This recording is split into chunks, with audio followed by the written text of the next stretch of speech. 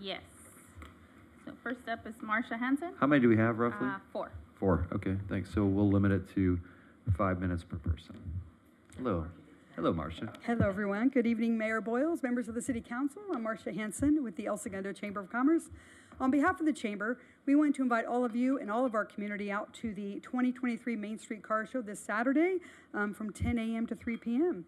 The Chamber is happy to produce this event every year, along with a partnership with the Automobile Driving Museum and the El Segundo Police Officers Association. We want to thank the City of El Segundo for your partnership in this and your support of the event. It's such an important tradition in our town, along with Chevron and all of our many, many sponsors. In addition, we have over 325 cars from all over Southern California, as far away as Arizona.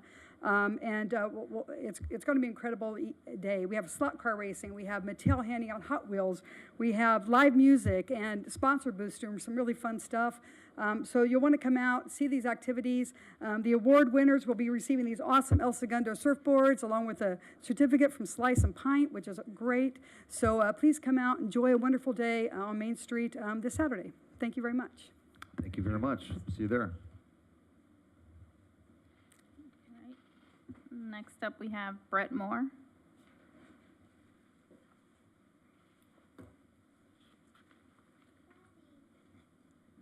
Good evening, Mayor Boyles and members of the City Council. My name is Brett Moore. I've been a citizen of El Segundo now for 7 years.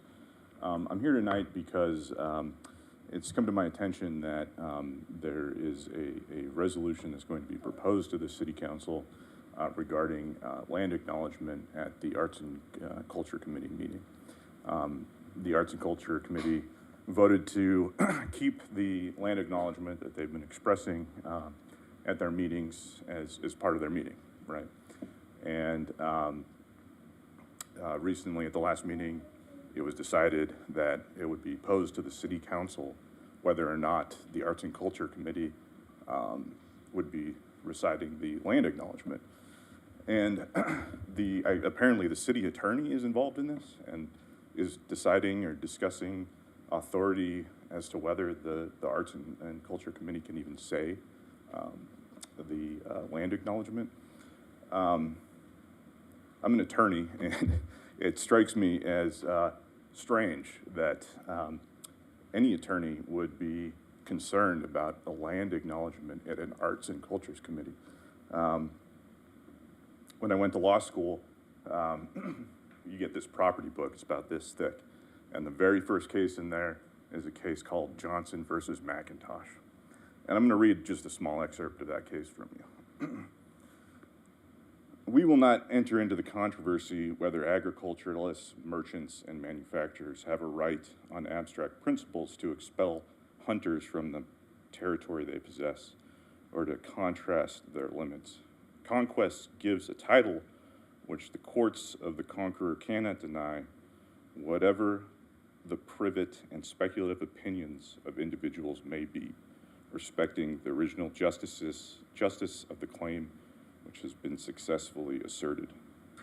The British government, which was then our government and whose rights have been passed to the United States, asserted a title to all the lands occupied by Indians within the chartered limits of the British colonies. It asserted also a limited sovereignty over them and the exclusive right of extinguishing the title which occupancy gave to them. These claims have been maintained and established as far west as the Mississippi by the sword. The title to a vast portion of the lands we now hold originates in them.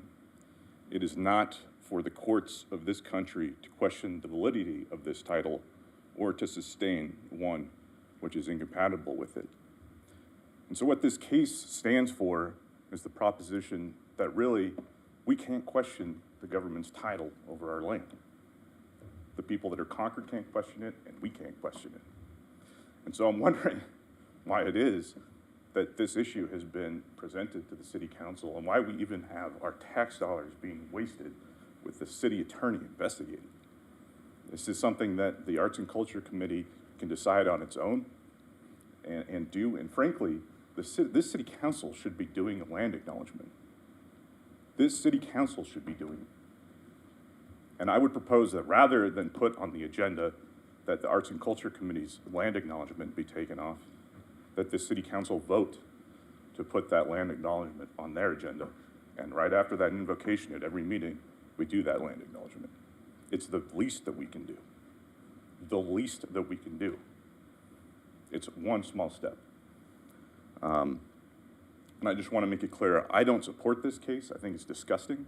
I think it's up there with the Dred Scott decision. But it is the law of the land. There is nothing overturning this case. And so I want to know why we are wasting our time, tax dollars, dealing with this. That's all I have to say. Thank you. Thank you, Mr. Moore.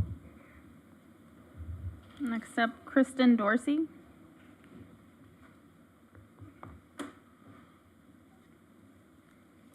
Hi, my name is Kristen Dorsey, and I was born and raised here in El Segundo, and I'm also a citizen of the Chickasaw Nation, a tribe from Oklahoma. Several generations we've been here in California because of the aerospace industry, and many family members here in El Segundo as well. Now I'm raising my daughter here, and I'm also a doctoral scholar at UCLA in the Department of Gender Studies, an independent curator and an author. And I served on the Arts and Culture Committee from 2017 to 2021. And in 2019, as part of my service on the committee, I was the one who proposed that the Arts and Culture Committee do a land acknowledgement to acknowledge that we are on unceded Tongva lands. Also, as a part of my tenure and service on the committee, I helped bring Indigenous artists and coordinate the mural Portals to Memory, which is in the library, in the community room. And along with that, we also coordinated several other community projects with the Tongva artist Mercedes Durame. And I'm in constant touch with the Tongva community, doing creative and academic work with them.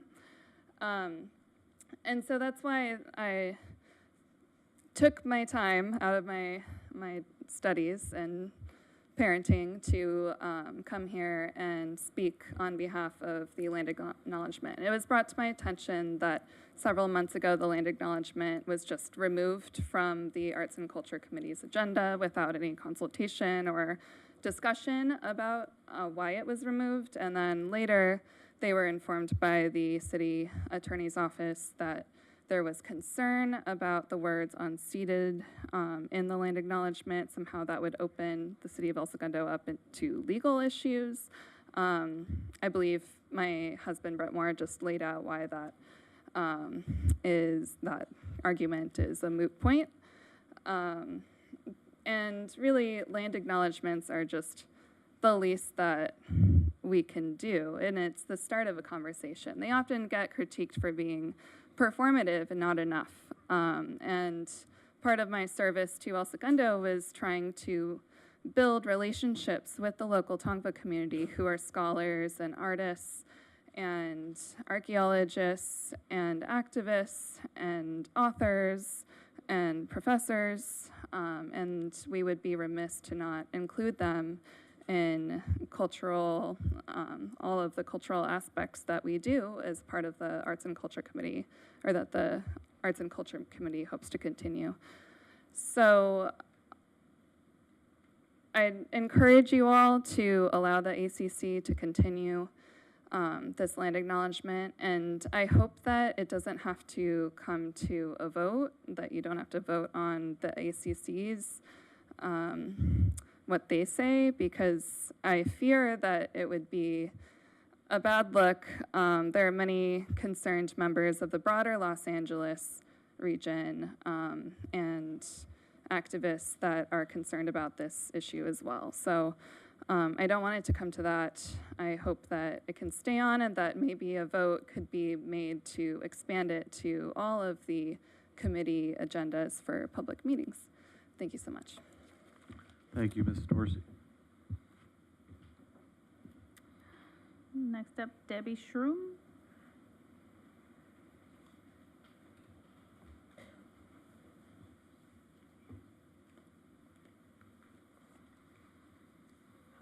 name is Debbie Schrum. I live at 345 Lamita Street. I just found out about this yesterday, so I'm just going to do the best I can to talk about it. I came across the agenda for today on page 321 for the reservoir at Hilltop Park. In approximately 2012, the city wanted to build a swimming pool with a parking lot at Hilltop Park for various reasons, including the pushback of all the neighbors. The pool was built east of Sepulveda off Grand. The land at Hilltop Park has a reservoir or two that have been there for well over 50 years. This was the first thing that was put in El Segundo, and that's what made our city. The residents back in 2012 were saying that that was a historical place, and because it was the first thing that was put in. So there were questions that were brought up when the pool project was discussed, mainly that the reservoirs and the land was considered historical. So you guys were gonna go and dive into it. And in 2013, I didn't know this until yesterday again because I started going back on all the records. Without knowledge of any of the neighbors being informed that this was going to be done, it appears that the city has deemed the area not qualified for it to be considered historical or in a family thereof. I believe there were 2 or 3 items that did deem it to be historical. The third was the look of it. It did not qualify because it had no roof, it wasn't a building, and I am requesting today a couple of things.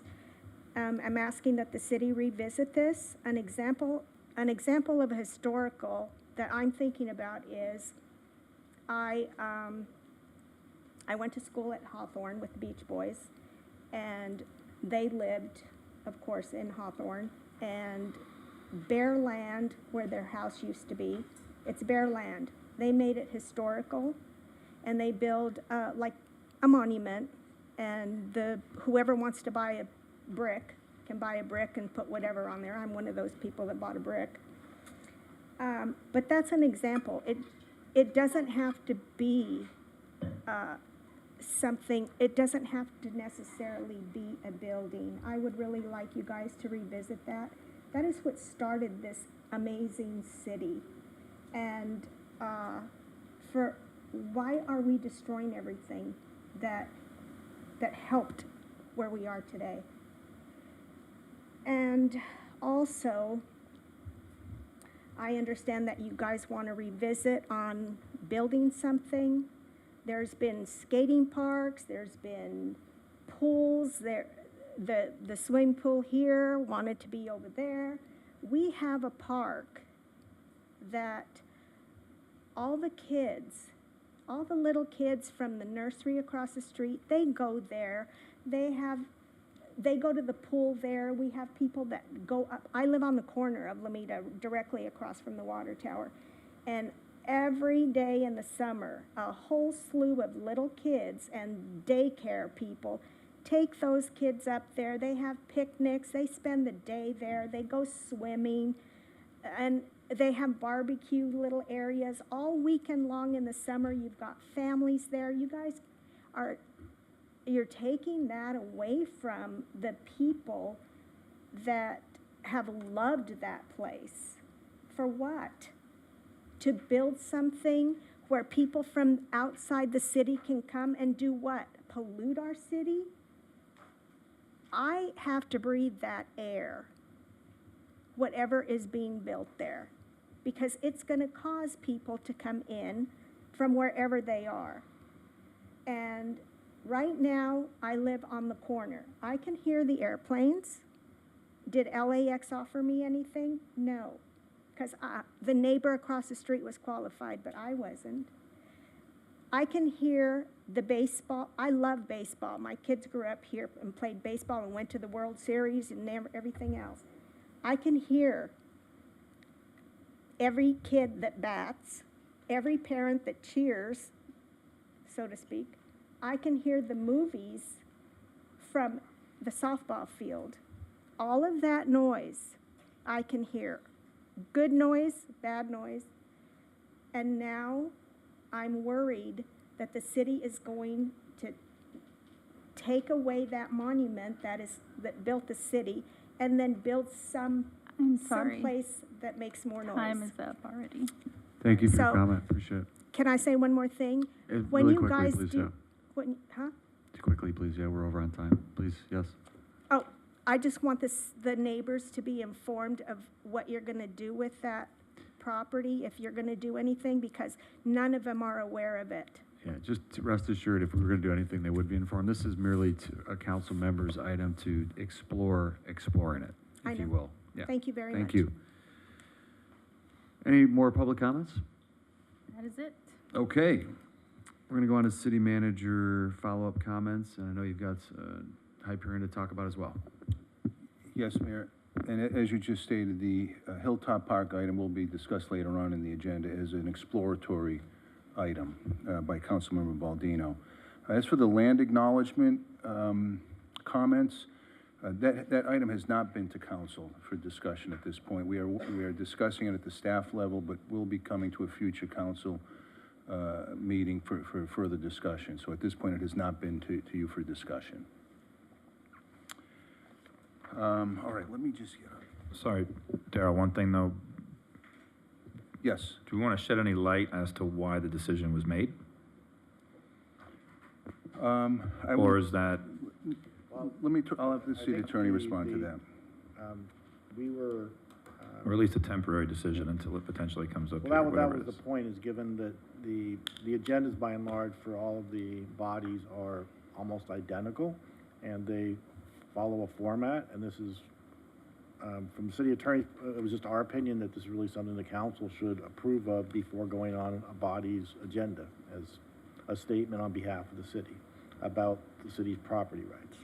Wasn't for or against it, it was just that it ought to come to the council, as opposed to, the ACC doesn't have any, as I recall, any decision-making authority, just recommendation authority. Exactly. So one thing is, keep in mind, all of our boards are advisory boards.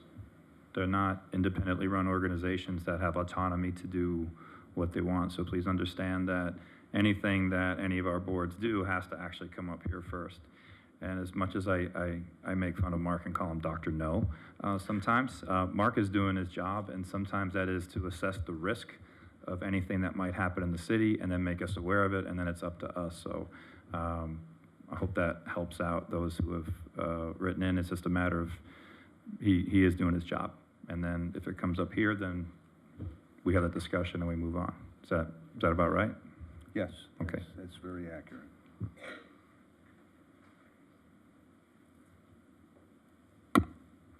Yes, let me continue on with my regular information item pertaining to Hyperion, the Hyperion Water Treatment Plant. And it has been a little while, Mayor, since we've been able to report on this. So I will go back, and in fact, the time off was very helpful for staff also to kind of catch up on things. So thank you for that summer recess, if you will. Going back to June 21st,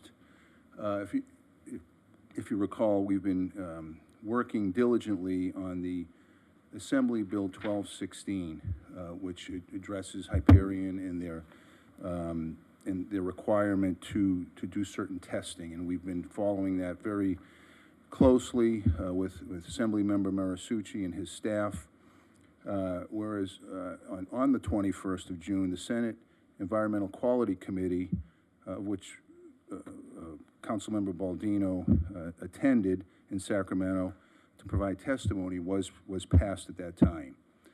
Moving forward since then, in an effort to secure AQMD, the Air Quality Management District, support for the bill, which we really needed to solidify the basis of the bill, and it was a requirement by the Assembly member and his team, myself, along with the Hyperion Ad Hoc Committee, made up of Councilmember Baldino, Councilmember Persick, and Tracy, Miller-Zarnicki. Tracy Millie Zarnicki, correct, along with Elias and myself serve on that ad hoc, have been meeting weekly to go back and forth on the wording in the bill. It's an amazing process.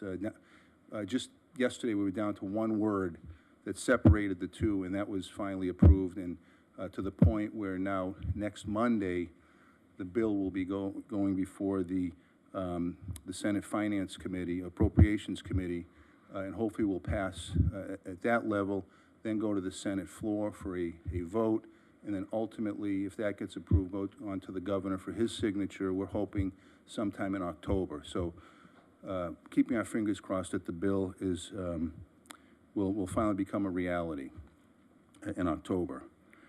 Just a couple highlights on the bill, just so you're aware. The bill, as it stands now, stipulates that there will be fence line monitoring of the hydrogen sulfide. One of the issues was where testing for the NOx and VOCs would be done, and we've resolved with AQMD that testing at those critical elements will be done at the source, not necessarily at the fence line, but on the source, which is really critical. And the key also with the bill is this testing on all levels, whether fence line or source, will be a permanent legal requirement. So moving forward, that requirement will be placed upon Hyperion in the city of Los Angeles. The bill will also require that data from the fence line monitors be shared with the public in real time. That was something we were very adamant about keeping in the bill, and that did remain in the bill. So all of that data will be collected and reported and shared with the public. One of the other issues was when this would all be implemented. The date now for the bill was pushed back from 2025 to 2027, but that was on a recommendation from AQMD because they wanted to just ensure that the source testing and all of the equipment related to that could be installed in a reasonable time, and that was something they felt pretty strongly about. Weren't happy about it, but we understand that it was an AQMD recommendation, and to them it was a realistic timeline. But you know, it doesn't mean that the work can't be completed sooner. 2027, January 1st was the end-all date that it must be completed by. So again, in summarizing AB 1216, it will permanently and legally require that by January 1st, 2027, Hyperion will conduct regular source monitoring for NOx and VOCs and monitor at the fence line for all pollutants of concern as determined by AQMD, including hydrogen sulfide, and to share all of this monitoring data with the public in real time. Another critical item that we've been doing since the break, we've been meeting with, as I said, Assemblymember Marisucci's office. We've been in constant discussions with Senator Ben Allen's office. Holly Mitchell, our supervisor, has been very instrumental in helping us continue to coordinate efforts with all of the electeds. And in fact, tomorrow, we have myself, the mayor, Councilman Baldino, and the Director of Public Works will be meeting with all these representatives from those offices in a Zoom meeting to, again, discuss the update on where we are and continue to gather their support. In addition, the City of Los Angeles will finally be involved in this meeting also through Councilmember Tracy Park's office. So that'll take place tomorrow. In terms of notice of violations, on July 25th, AQMD did issue a notice of violation to Hyperion for elevated levels of hydrogen sulfide. Basically, they violated requirements to reduce odors impacting the community, and really that occurred during a scrubber malfunction, which Hyperion did notify AQMD in advance. So again, Hyperion has been very cognizant of AQMD's watching what they've been doing. They've been reacting and responding to all of the abatement orders that AQMD has been issuing. So we're feeling good on that level that Hyperion is finally getting this message that they need to not only inform us, but also begin to seriously take measures to deal with the abatement order. Also, on July 20th, Hyperion held a Citizens Forum meeting, which was attended by Councilmember Persick and also Elias, our Public Works Director, who was actually on a panel for during that meeting. On August 2nd, city staff were informed of elevated hydrogen sulfide levels from Hyperion's north and central monitoring stations. We contacted Hyperion, were told that, again, the outdoor scrubbers were out of service, and subsequently Hyperion staff has installed additional scrubbers the next day. So again, that quick response as problems occur.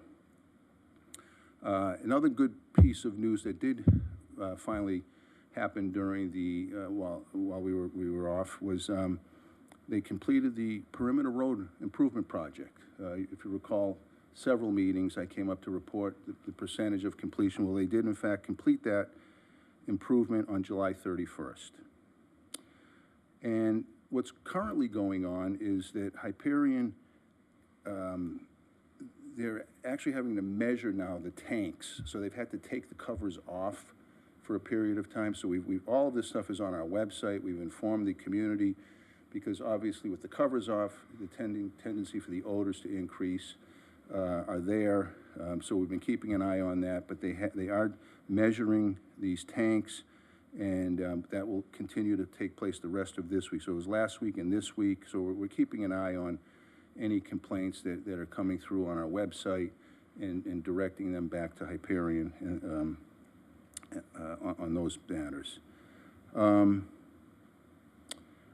Finally, our efforts with Dr. Stenstrom. You recall we retained an expert from UCLA. He's been with us every step of the way and has been very valuable in analyzing the technical data that we get and helping us respond to Hyperion when we do get those notices of when they get their notices of violation. He helps us interpret those, and we in turn can share with them what our thoughts were. And he was actually helpful in helping us word some of the language in the bill also, as it related to the NOx and the VOCs and the H2S. So very busy in terms of all things Hyperion. Diane, our communications manager, has been doing a very good job in terms of keeping folks notified, updating our website. We've put now the Hyperion update pretty much front and center as soon as you load our page. So everyone should really be able to get the most up-to-date information on what's going on with Hyperion. So I don't know if any of the ad hoc members want to share anything else. Let me try to briefly summarize how it is we got to where we're at today. Getting this legislation through, it was important to get the support of AQMD. We as a city have no jurisdiction or capacity to control what happens at Hyperion. It is in the city of Los Angeles. Up to this point, the city of Los Angeles has not been very receptive to taking our calls or listening to our complaints. That's kind of why we've gone over their head to the state. With the passage of this state law, we're hoping to make the fence line monitoring a permanent fixture at Hyperion. Without this law, that would go away once the order of abatement was done and Hyperion would go back to their old ways. This helps us maintain some form of constant accountability. In the negotiation with AQMD, I believe we've gone back 7 or 8 times, numerous calls with them and the representatives and their attorneys about this language. And they had reasons for why we had to, for instance, move the NOx and VOCs away from the fence onto the offending smokestack generator, what have you, is because so they can have more accountability. If it's on the fence line, Hyperion could argue it's a passing truck, it's a plane, it's not us, it's something else. So with these amendments, and there are copies of the most recently amended version of the bill available for the public, it's available online, AQMD is now in support of this legislation. With the support of AQMD, who is the authority in control, we have a very good chance of getting this passed. I have with me a resolution from the Los Angeles City, the changes that they want. They include making the state pay for it, some other things that we do not agree with. Again, the process we've gone through of getting the support of AQMD now gives us a stronger position to move forward and get passage of the bill, which I think will bring a long-term solution to helping us monitor what's going on over there. And so thank you, Daryl and staff, for all the time that's gone into this. I appreciate it. Yep. And I think we're making amazing progress as far as getting legislation Yes. through. If we can get this through by the end of the year, that would be incredible. Tremendous, thank you. Quick question on the latest form of the bill. Does it have sensitivity in the sensors?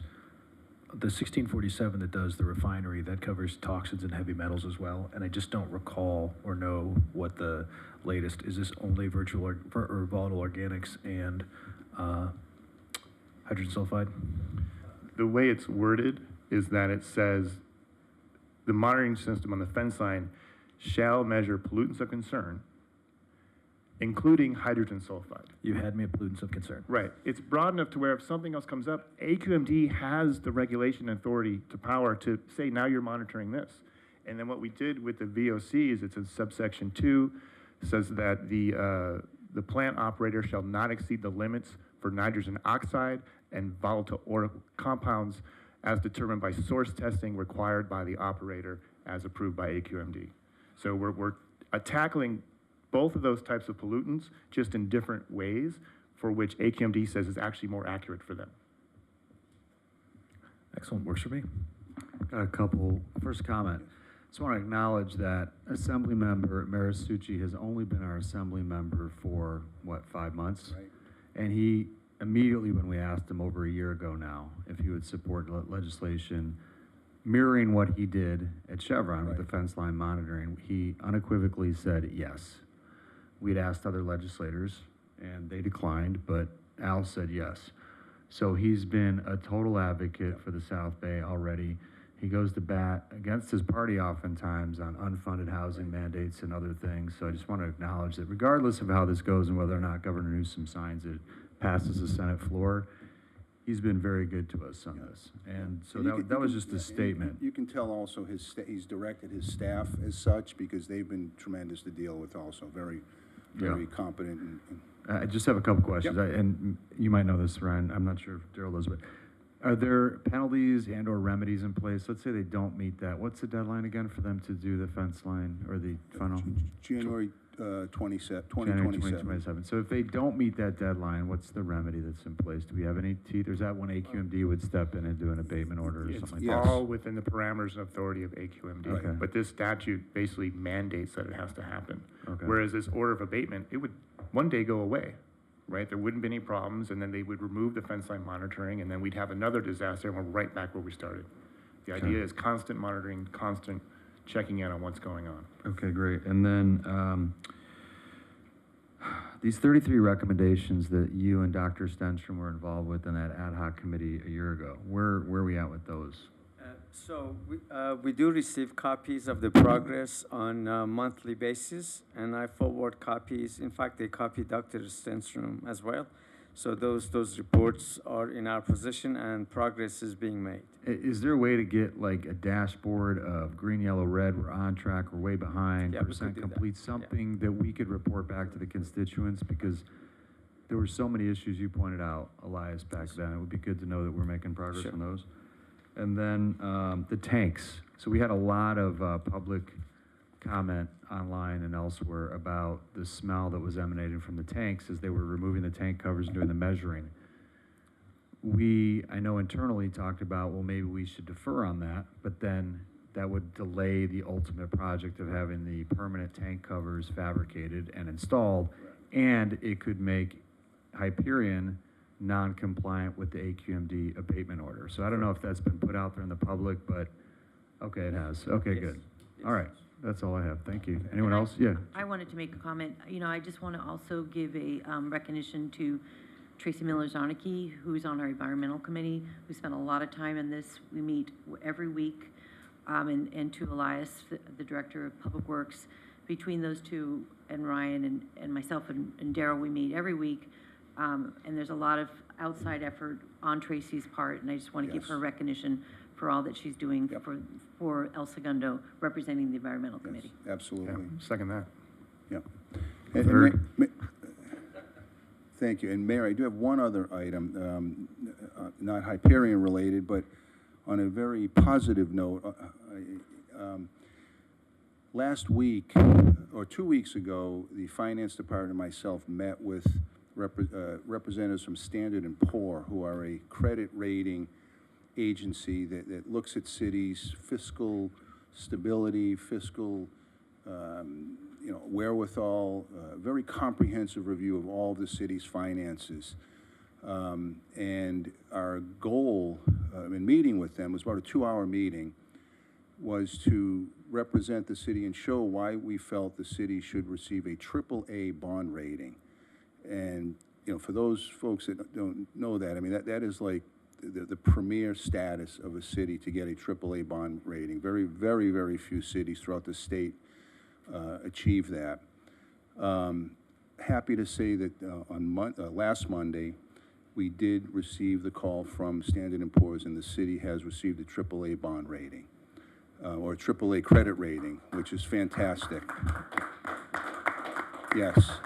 And, one of the main architects of that, even though he's not with us any longer, was our former finance director, Joe Lilio. And I did ask Joe to come this evening because I wanted to personally recognize him as the initiator of this long trek. I mean, it's been a 2-year process. And Joe was obviously instrumental in setting us up to this point. And we kind of just took over where he left us, and certainly left us in good shape. So, Joe, I want to thank you and maybe say a few words. Absolutely. Good evening, Mayor Boyle, City Council. It's good to be back. What Daryl said is, it's a team effort, right? It takes a village to get to that AAA rating. And, the foresight of council, your strong fiscal policies that you've passed over the years, your vision, your values, Daryl's leadership and prior city manager's leadership, strong executive team, and hardworking staff. This has all contributed to us, to El Segundo getting that AAA rating. And really, the strong economic development and growth has taken place. El Segundo had its first public rating 2 years ago during the height of the pandemic, and we received a AA+. That was great to receive it then. And I think this just shows that, El Segundo has come strong out of the pandemic. And again, thanks to the leadership of council, a city manager, and executive team and staff. Congratulations. Congrats to you. So, Joe, how long did you work here? Almost 7.5 years. 7.5 years. You've taken us a long way. When you came, we had all these unfunded pension obligations. You did so much for the financial footing of this city. It's unbelievable. So thank you, Mayor. Thank you. And you did all that while commuting from Santa Clarita. Yes, sir. Every day. Not Yes, remote. Sir. Every day, with a little Yes. exception during COVID maybe, but not much. No. And so thank you for doing that. Thank you for being here tonight. You probably commuted a long way just to be here for this, so we really appreciate everything you've done, and hopefully our paths will cross again in the future. Yes, thank you very much. Thank you. Appreciate the comments. Joe, that was a job offer. Thank you, Joe. Daryl, you're seated, but I just have one quick question. So one of the things that my predecessor, Mayor Fuentes, brought up was, and I hadn't seen the article, but apparently there's a New York Times article about the tragedy in Maui, that one of the potential problems was they could not get water to the hydrants and to the firefighters quickly enough. I haven't researched it fully, but she was very, and continues to be very enthusiastic and supportive of emergency management services. When she was mayor, we brought on an emergency services coordinator, Randy Collins, Dr. Collins, who was great, and we've had a void there for a while. And I know we have a hazard mitigation plan consulting proposal in front of us this evening, which is great. Just a quick update on how, do you have a sense of how we're situated? God forbid there was a huge fire with the refinery. I know they have their own fire department, but As it's related to the emergency management coordinator, we are in the process of actually negotiating right now with a selected person after a lengthy selection process. From what I understand from our human resources, we have an excellent candidate that will be on board within weeks.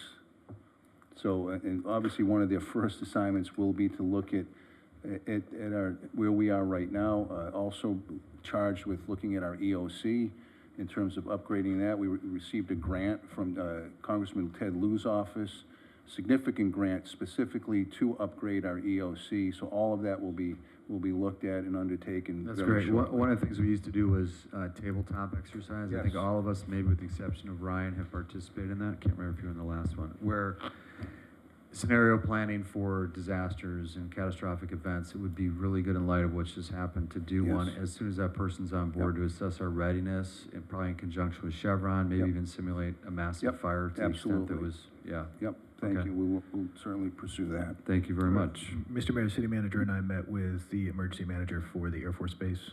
And also, so the new person will have disaster council first, I think, and then the tabletop second. Right, right. Oh, that's right. We haven't done that in a while. That's good. Thank you. All right, procedural motions. Before we make a motion to approve the ordinance and resolutions on the agenda, we're going to move up items 15, 16, and 14 in that order, right after consent. So do we have a motion to read all ordinances and resolutions on the agenda by title only? So moved. Thank you. Persick, second. Okay, as Drew with the first, Persick with the second. All those in favor? Aye. Aye. 5-0. Okay, any pulls from consent? Okay, do I have a motion to approve consent? So moved. Thank you. Persick, second. Okay, all those in favor? Aye. 5-0, okay. Let's see. Okay, item 15 is related to consideration of 2-acre land dedication offered by CDC Mar East Campus 1 LLC to city. Mr. Allen is presenting. City Attorney will present this Okay, item, Mayor. great. So, Mark, before you do, I don't know if I have to disclose this, but I went to go look at the site. I didn't talk to anybody, but I did drive my car over there and take a look at the tracks and all that, for what it's worth. I have pictures if you want them. It's gorgeous. Mayor and council, back in December of 2021, the Chargers project was approved, and as part of that, as a standalone item, if you will, for a decision to be made in the future, was an offer of dedication of a 2-acre parcel along the green line east of PCH. And that was for open space or recreation purposes. We came back to the council a number of months ago to seek direction on that. We gave you some preliminary information and wanted to know if council wanted staff resources to be expended on this. The parcel's a very unique shape, sort of a bowling alley kind of design, if you will. It's about 30 feet wide by 170 feet long. It's got one little kind of bubble in the middle of it. And so staff was concerned about just the shape of it, you will, and the ability to really use it for any recreation purpose. Council directed that we go do some due diligence as far as a title report and just some preliminary environmental work. We got the cooperation of CDC MAR to provide us with some environmental work they had done. We did get the preliminary title report. As is in the staff report, there are a number of very, very large easements on the property, one held by Chevron for an oil and gas easement, which is like 45 feet wide, and then there are several held by former Hughes for various utilities. So there are a number of, at least on paper, constraints on the property currently, and then on the contamination side, the side of the soils, there are potential issues that it's currently, as I understand it, could only be used for commercial or industrial purposes under an order by the Department of Toxic Substance Control, state department that deals with contaminated soils, if you will. So we brought them to bring that back at this point in time and see whether the council wanted additional due diligence to be done on the property. We estimate probably just to start to do some testing of the property for what's actually, it might be in the soils, and there's a number of chemicals that we believe could be there.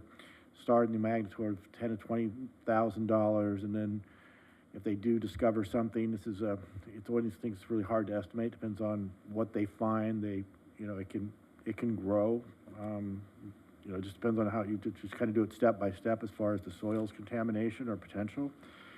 And then on the easement side of it, we would, depending on what the council wanted to do with the property, need to go talk with those easement holders about how compatible the uses the city might want to put the property to are with what those easements are.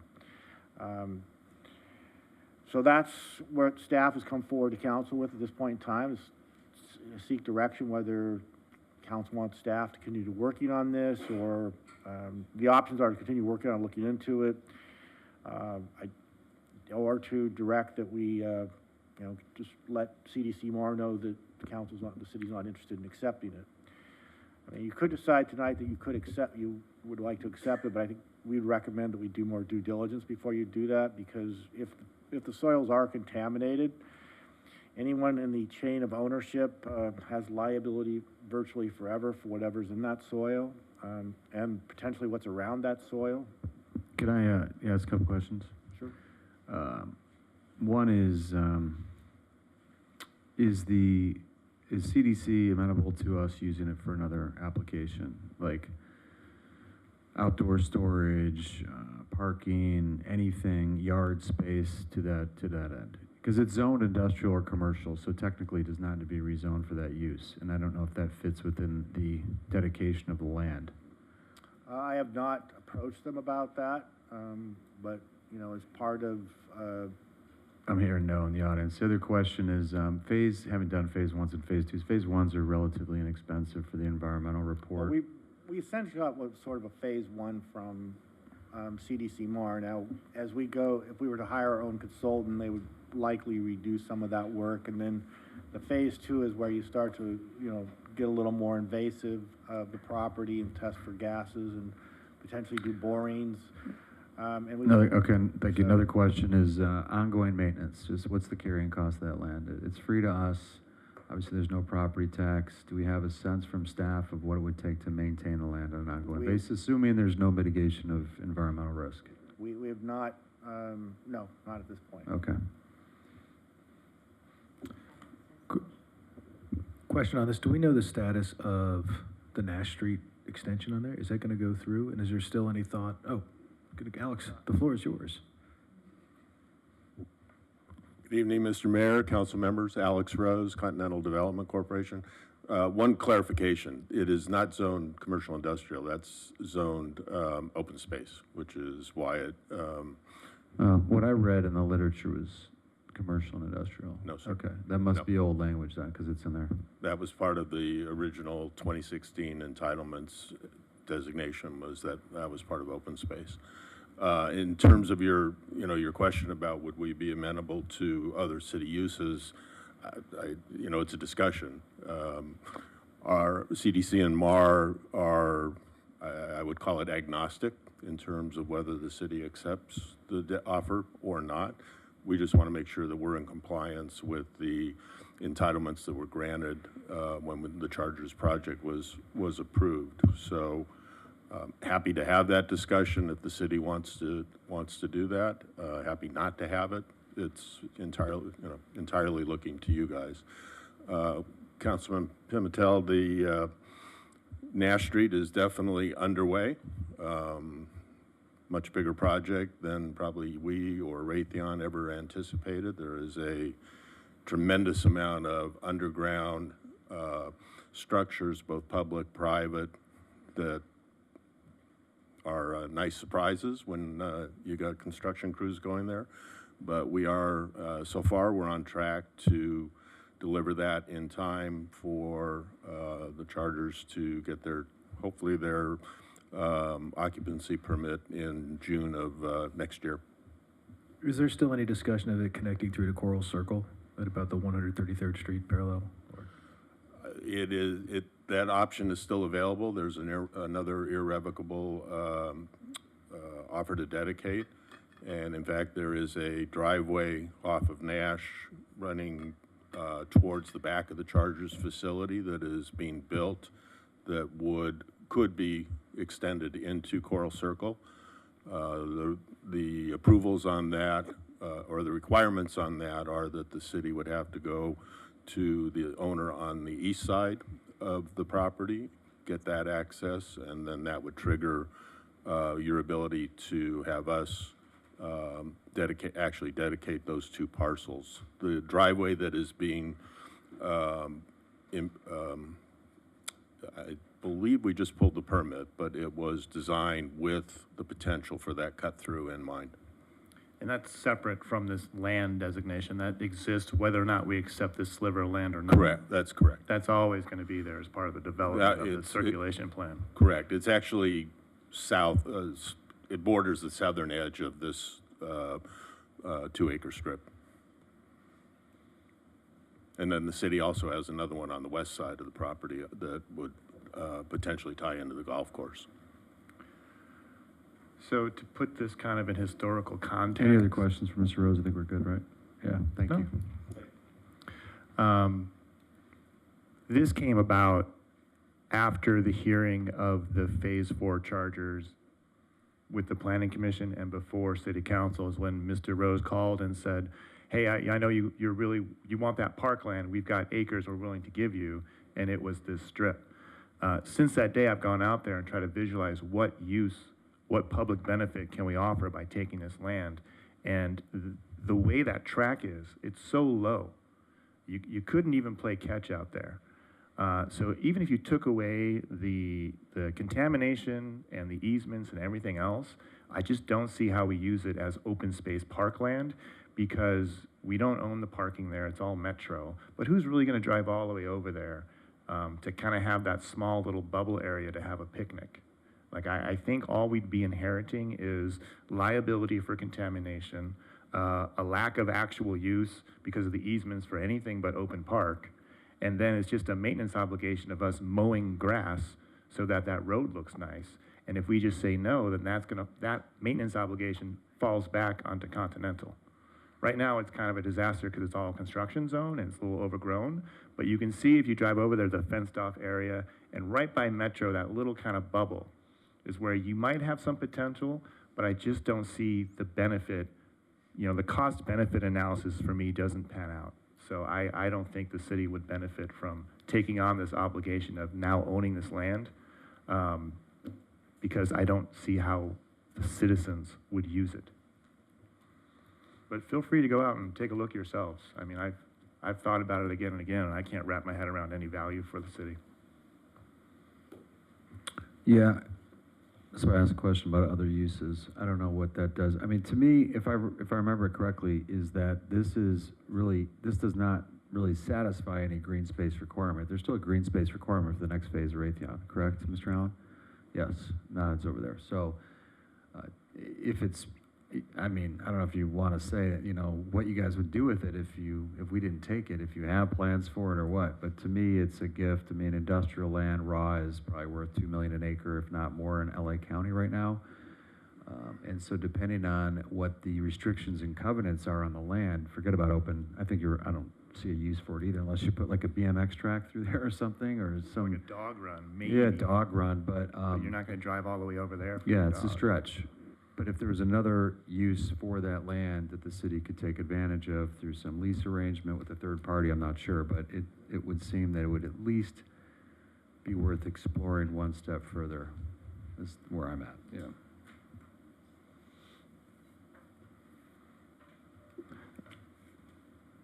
I tend to think of it as worth exploring only because I just don't know what this map looks like in 10 years. With the addition of that extended road and with what's likely to be a radical redevelopment of this area, particularly if they tie through, what does this look like? The track is not going to go anywhere. I mean, it won't be raised. The most we would see is this: maybe they have to expand the Metro spot to make it a 3-car stop, in which case maybe Metro takes over the land. But land doesn't show up very often. I would take a harder look at it just to see if we can, pave it and hold on to it for the future. But then again, I can also see the other side where if it's just a bunch of headaches, no one wants to inherit someone else's headache. But just trying to prognosticate what this may look like with that road going through there, I tend to think it's worth taking another, or a further examination of. I can tell you one thing, industrial land in LA County right now, even with Amazon retrenching a bit on all the acquisitions they did of square footage, is still at a premium. There is not enough parking space for commercial vehicles in Los Angeles County. So you just look at the land that's adjacent to them with the RV and trailer parks that's going on. I mean, that is premium land that's being used for RVs and parking. I just think that there's something, I agree with you, who knows what the future will hold in terms of how that all plays out, but also, to your point, this is a free land opportunity. There are some restrictions in place, whether or not we could talk about those further. I don't know why we wouldn't spend a little bit of money to explore this further, so. Just let me end with this, that in 2016, when Raytheon and their team chopped up all that open space and tried to maximize the dollars on what could be developable, that was always just left as it is. So if their team of consultants couldn't come up with a rate of return or an investment on that land, I'd be amazed if the city of El Segundo has a better idea. But if you want to spend more time running down the rabbit hole, by all means, I don't want to. As you know, also, Ryan, though, unless you're actually constructing or disturbing the land, there's no remediation required in a lot of cases. Yes, there could be ongoing liabilities into perpetuity, but if you're parking on the land or doing something else, we don't know enough, we don't even have any information on the land yet, as far as I'm concerned. All we have is a title report that shows us easements, and we have a preliminary report from DTSC that supposes that may or may not be an issue. That's all we have. I didn't see anything further than that was concrete. Tell me if I'm wrong. In the end, though, isn't the value of the land the actual value of the land? Like, so if we have a piece of land that we that we acquire but can't sell, can't do anything with, then it's a liability. It's not an asset anymore. It's a liability. What are we going to do with it? So that's why I agree with. We have so many fish to fry right now, and with what we have going on, I don't see the value in taking the time to continue to go after this. If, as you said, there's a reason why this land is available. It would have been programmed out in any one of the phases that has precipitated this before. So I concur with Councilmember Baldino. I do not believe there's enough here to pursue. Just a quick clarification. We don't know yet, because it just came up today in discussion with the city attorney, whether or not we could do a lease and what the surplus land act's requirements that are associated with the long-term lease to a third party. So if the person that's dedicating the land is open to another use, maybe there's a revenue stream for the city in the future. That's possible. We took this to the next level that we told council that we would. We said we were going to go do a phase one, which essentially we got cheaper than if we'd hired someone ourselves. We got the information that a phase one would give us. And we did a title report. We said we'd come back to you at that time, which is what we're doing. And if the council wants to move forward to explore potential other uses or accepting this property, then we can have those conversations with CDC MAR. May want to talk to some real estate people about potential use of this. I mean, those are the steps that we would start taking. So I don't think that Park and Rec sees any, well, I mean, in the discussions we've had, we haven't seen, and staff hasn't seen a good recreation use for this site, based upon some of the observations by Councilmember Baldino with all of the restraints on the property. There's only one area that's somewhat slightly open. So what if the next step is just feasibility of other uses and not a soils report and hiring a bunch of experts to research the land itself? I think we know from the title report we have easements, but if you want to look at alternate uses or some type of revenue generating, then maybe. But as like a park, I just don't see the value of it. Even if we took the land on, I don't think. I mean, you're right, because CDC could say tomorrow, we have no interest in any other use other than open space. So if that's the case, we're done. Then they can pay to maintain it, and it'll look pretty, and we'll waive a buy as we go see the Chargers practice. Okay, so do we have 3 votes to explore the feasibility of the land for other uses?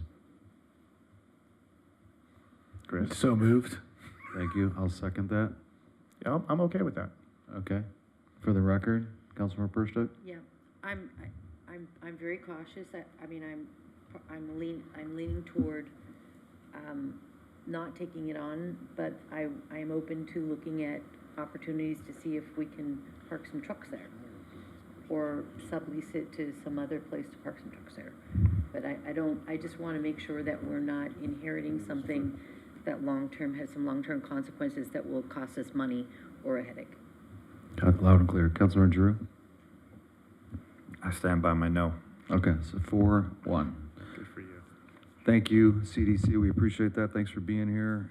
And, okay, item 16, we're going to move next. These two back-to-back are pool-related. They're related to the plunge. Bear with me here. Do you have 16 in front of you? Oh, here it is.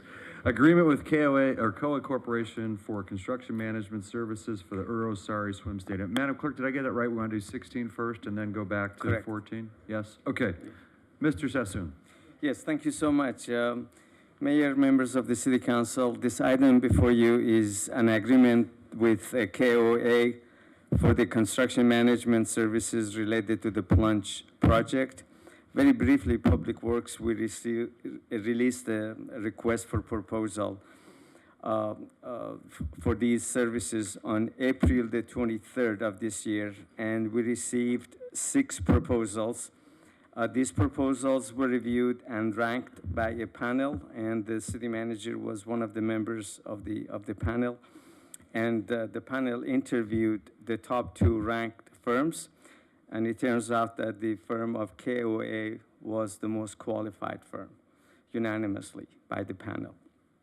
So here with me, I have the principal and managing director of KOA, Mr. Chuck Stephens, and he's going to be introducing the rest of his team.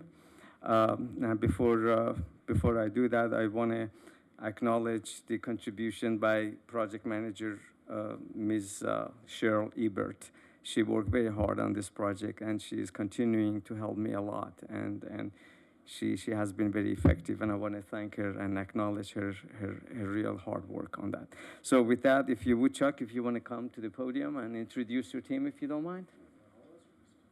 Just introduce all of them. Yeah. Come on, guys. Don't be shy. That's right. Well, good evening, City Council. Thank you for indulging us. So we're very excited to be here and excited about this project. I'm a South Bay boy myself, so this is like going back home.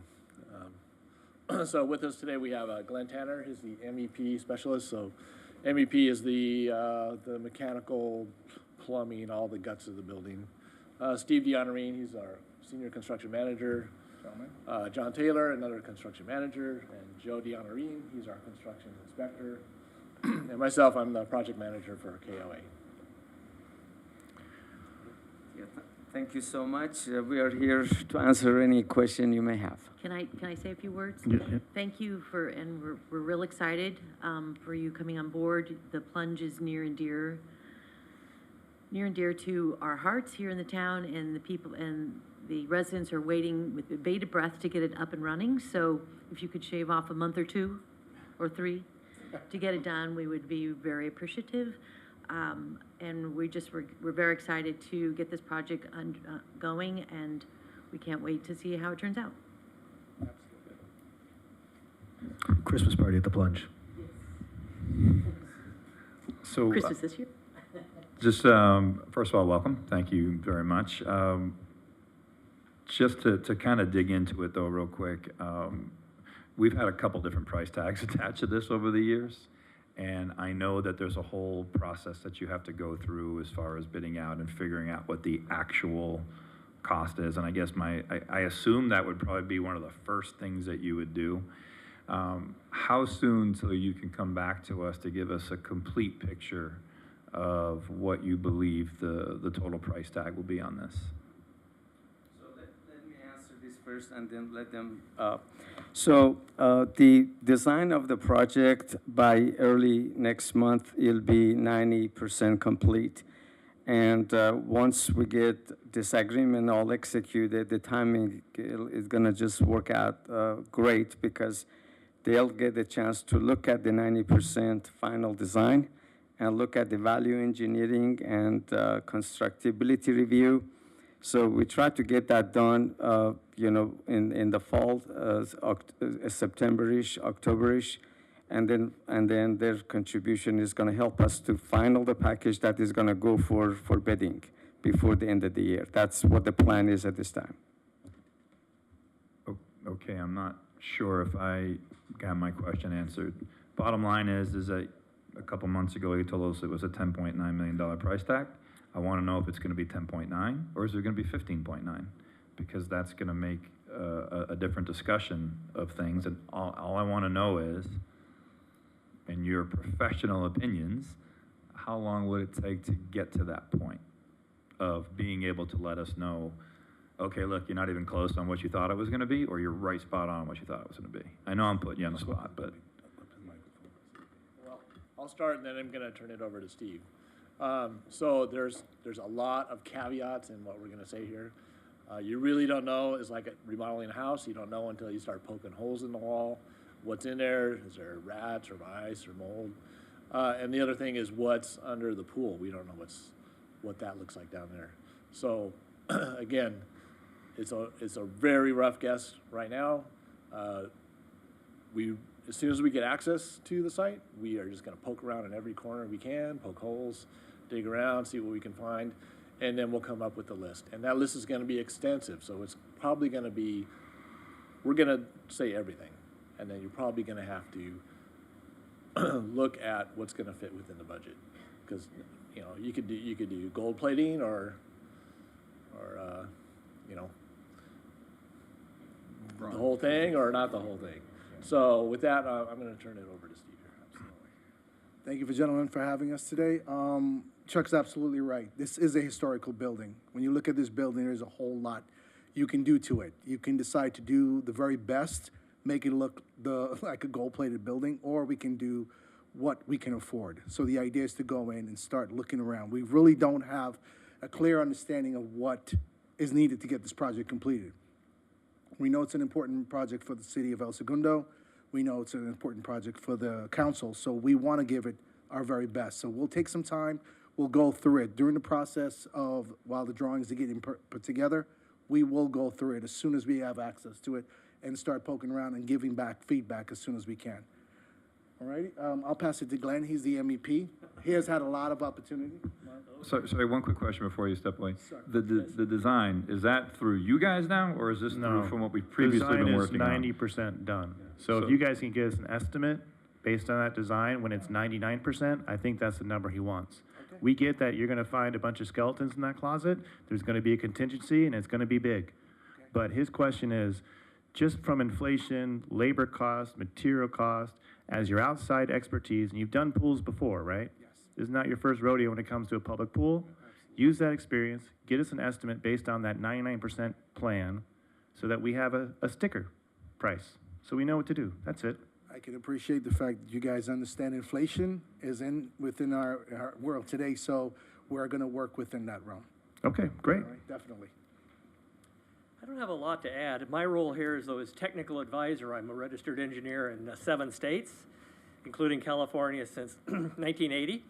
And we'll also be providing oversight and plan review of the design from the mechanical, electrical, plumbing, and hope to do either add value engineering or make sure that some of the technical issues associated with pools, like the dehumidification of the space, the air conditioning, the pool equipment, particularly the underground pipes, are specified to give you the maximum life and quality. Perfect. Particularly to avoid the chlorine environment that will degrade more quickly. Got it. So basically, this is where we should have started, right? Instead of going the design route plus then the. No, you gotta have a design. I mean, they're basically our management team that's going to oversee the contractor, so they can second guess when bids come in and say that's too high, or maybe you de-scope this. Like, we're gonna rely heavily on their experience, because they've done this before, so they bring that as our advocate, basically. That's correct, absolutely. We are your reps. Okay, any other questions for the firm? Thanks for coming out, guys. Look Thank forward to you very working with you much. all. Thank you very much. Thank you, Alex. Nice to see you again. Any other discussion, colleagues, on this topic before we go to a vote? No, this was put out for requests for bids. They were all vetted. This is the most qualified at the best price point, so I think we move forward. Okay, someone like to move approval? So, Persick, so moved. All right, Second. thank you. All those in favor? Aye. 5-0. All right, did you get the first and second, Lily? It was Giroux, then Perstuck, yeah. Perstuck. Oh, sorry, yeah. All right, thank you, thank you. Item 14, Sorry Swim Stadium Capital Campaign. Mrs. Mancini, up to report.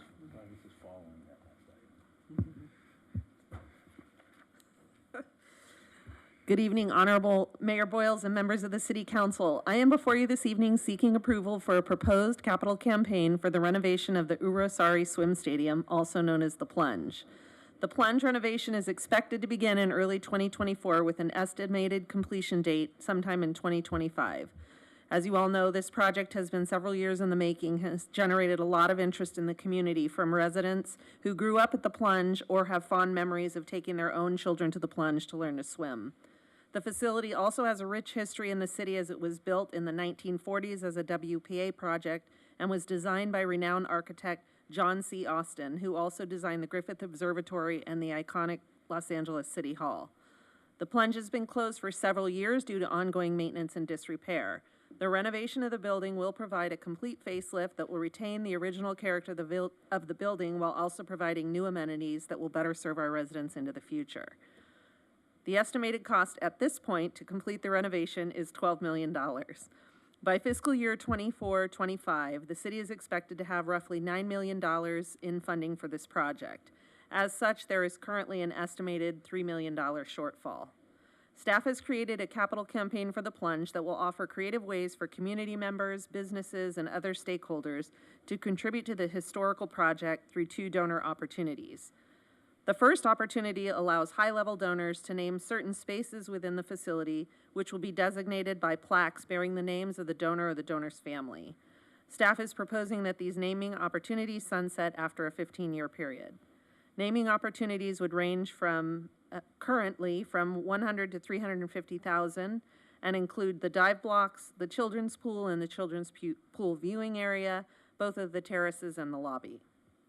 The second opportunity comes in the way of a donor wall that is planned to be installed on one of the interior walls facing the pool. Acrylic tiles will be mounted onto the wall, recognizing donors. The tiles will vary in size and have 5 donation levels from $1,000 to $25,000. A unique aspect of the planned wall is that sprinkled throughout the acrylic tiles, there will be photo displays printed on MDF board. The photo boards are planned to be printed with photos from community members who participate in an annual contest to have their work displayed at the swim stadium. This annual photo contest will allow the legacy wall to stay fresh and exciting for those who visit the facility. Photo contests can be themed as well. One concept is to create a contest entitled A Day in the Life of El Segundo from a Child's Eye, to allow the children in the community to take photos of life in El Segundo from their unique perspective. Other ideas include a photo contest based on growing up at the Plunge, where community members can submit old photos from their time or their children's time at the Plunge. There are endless opportunities to engage the community with this unique donor wall. The entire capital campaign aims to raise $3 million and is set to kick off in the winter of 2024 in conjunction with the beginning of construction. That completes my report, and I'd be happy to answer any questions you might have. Thank you, Mrs. Mancini. Questions? You've done this type of fundraising at other cities, correct? That is correct. And so that's my question. Thanks. Yes. Great.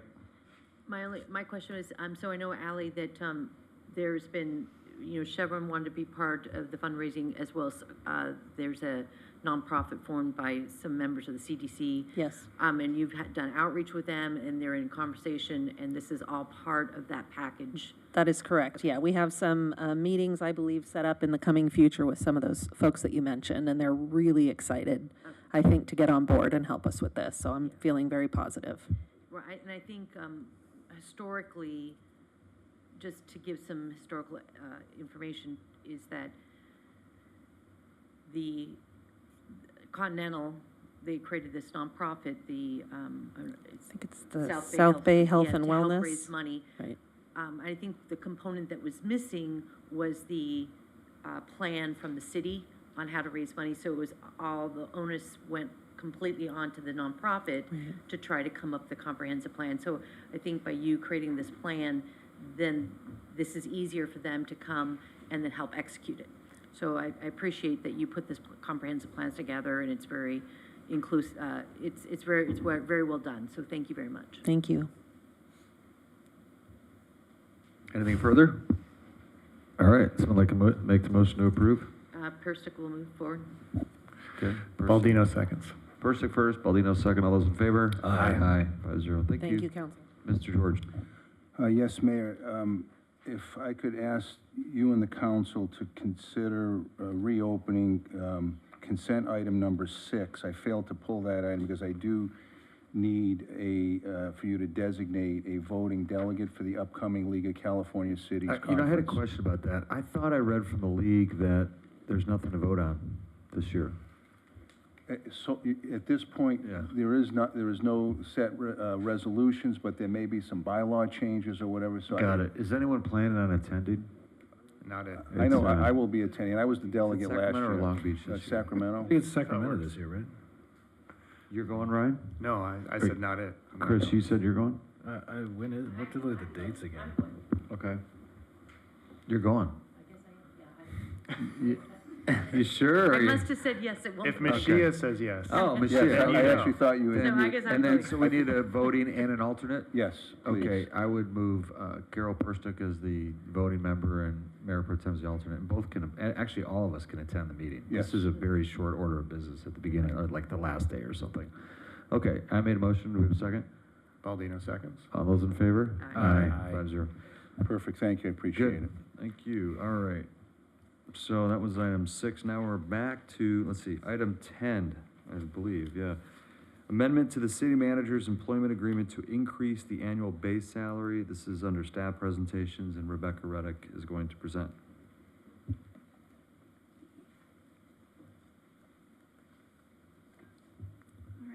Mayor, members of the council, the city manager's employment contract provides that the city council can provide an adjustment to the city manager's compensation after completion of 6 months. City council completed the city manager's performance evaluation in June and directed staff to adjust the salary for the position by 4%. CalPERS requires that a resolution be adopted by the governing board to effectuate the salary change. Thank you. Any questions or comments? It's just that I think Mr. George is doing a fantastic job, and this is well-deserved. I appreciate what you're doing for the city, and I enjoy working with you, and thank you for your service. Thank you. Appreciate it. I totally concur. We're lucky to get you out of retirement. It's Thanks for being been here. a pleasure, and I appreciate working with you folks also. Thank you. Yeah, okay. Any other comments? Someone like to move approval? Baldino so moves. Persick. Oh. Giroux second. Okay. All those in favor? Aye. Aye. And you've approved it, but I'll read the resolution by title just for the record. Yes, thank You you. won't have to vote again. A resolution of the City Council of the City of El Segundo, California, modifying the annual salary for the city manager job classification has been approved, along with the other items that made up that item. Thank you. Thank you. All right. You're sticking up here for item 11, right? Staying up there for item 11. Items 11, 12, and First 15. reading of an ordinance amending the El Segundo Municipal Code, Chapter 1 through 6, personnel merit system to expand the list of positions exempt from the civil service system. Mrs. Redyk. Thank you. As manager-level positions have become vacant, staff has presented resolutions to the council to remove them from the civil service and to convert them to at-will status. The item before you tonight is a first reading of a proposed ordinance updating the list of at-will designated positions in the municipal code. Included in the ordinance are positions noted with an asterisk, there's 4 of them, which are currently occupied, but once they become vacant, these positions will also be converted to at-will status, and we will not have to come back to change the ordinance again. If directed by council, staff will return for a second reading of the proposed ordinance at the September 5th meeting. Thank you. Any questions for Mrs. Redyk? Okay, Mr. Hensley, would you read the title of the ordinance, then we'll need a council member to introduce it after that. Yes, Mayor and Council, an ordinance amending El Segundo Municipal Code, Chapter 1-6, Personnel Merit System to expand the list of positions exempt from the civil service system is ready for introduction. Persick, so moved. It's okay, Persick on the introduction. Thank you. All right. Item, This will be brought back at Yes. the next Sorry. regular council meeting. great, for the second, great. Item 12, resolution of intention and first reading of an ordinance authorizing an amendment to the city's CalPERS contract to implement additional government code 2516, employee cost sharing for classic police services support employees association members. Mrs. Redyk. Thank you. The prior memorandum of understanding with the Police Support Services Association, including a 1% CalPERS cost-sharing provision for the classic members, was not implemented prior to the expiration of the MOU. The city and the association entered into a side letter to begin the additional 1% employee contribution through payroll deduction on an after-tax basis for the 4 classic members in this unit. Until the contract process is complete with CalPERS, this additional 1% contribution is considered an employer contribution. The item before you tonight is the first step in the process to complete the CalPERS contract amendment. It includes a resolution of intention and also a first reading of the ordinance. If directed by council, staff will return for a second reading of the proposed ordinance at the September 5th meeting. Actually, I believe that's September 19th. There has to be a minimum number of days between the first reading and the second reading for CalPERS purposes. The CalPERS contract amendment is scheduled to go into effect October 21st, 2023. At that time, the 1% cost-sharing contribution will be converted into an employee contribution. Thank you, Mrs. Redyk. Any questions for Mrs. Redyk? Okay, well, we've got a resolution. If you could read the title, please. Mayor and Council, a resolution of intention to approve an amendment to contract between the Board of Administration, California Public Employees Retirement System, and the City Council, City El Segundo, is ready for adoption. So we need a motion to approve. Pimentel, so moved. Okay. Second? Drew, second. Thank you. All those in favor? Aye. 5-0. Okay, then we have a, let's see, ordinance. If you could read the title of the ordinance, please. Yes, Mayor and Council, for introduction purposes, an ordinance of the City Council of the City of El Segundo authorizing an amendment to the contract between the City of El Segundo and the Board of Administration of the California Public Employees Retirement System is ready for introduction. So we just need one member to introduce. Correct. Going once. I'll introduce it. Okay, thank you, Pimentel, on the introduction. Finally, authorize the city manager and city clerk to execute CalPERS forms as required for submission to CalPERS to facilitate CalPERS contract amendment process. Someone like to move approval? Pimentel, so moved. Thank you. Baldino seconds. Okay, all those in favor? Aye. 5-0.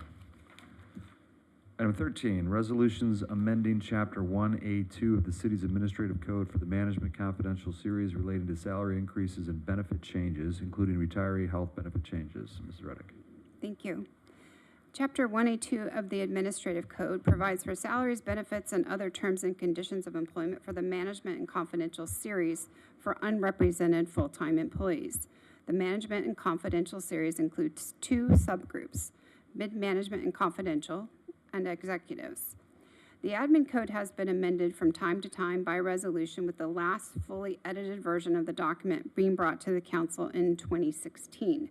This item tonight incorporates the past adopted and approved resolutions into the code, along with new updates, including several provisions, which I'll go through for you. The first is a voluntary binding arbitration agreement for employees in exchange for signing the voluntary binding arbitration agreement. It's a $10,000 bonus payment within 30 days of signing that agreement. A salary range adjustment effective upon approval and adoption. So with the 2 subgroups, the non-safety, mid-management, and confidential salary ranges shall be adjusted by 6%. That is not an automatic COLA. The 6% is only awarded through performance evaluations and the merit-based process. Non-safety executive salary ranges shall be adjusted to a maximum salary of $225 annually. Again, that is merit-based. It's not an automatic increase.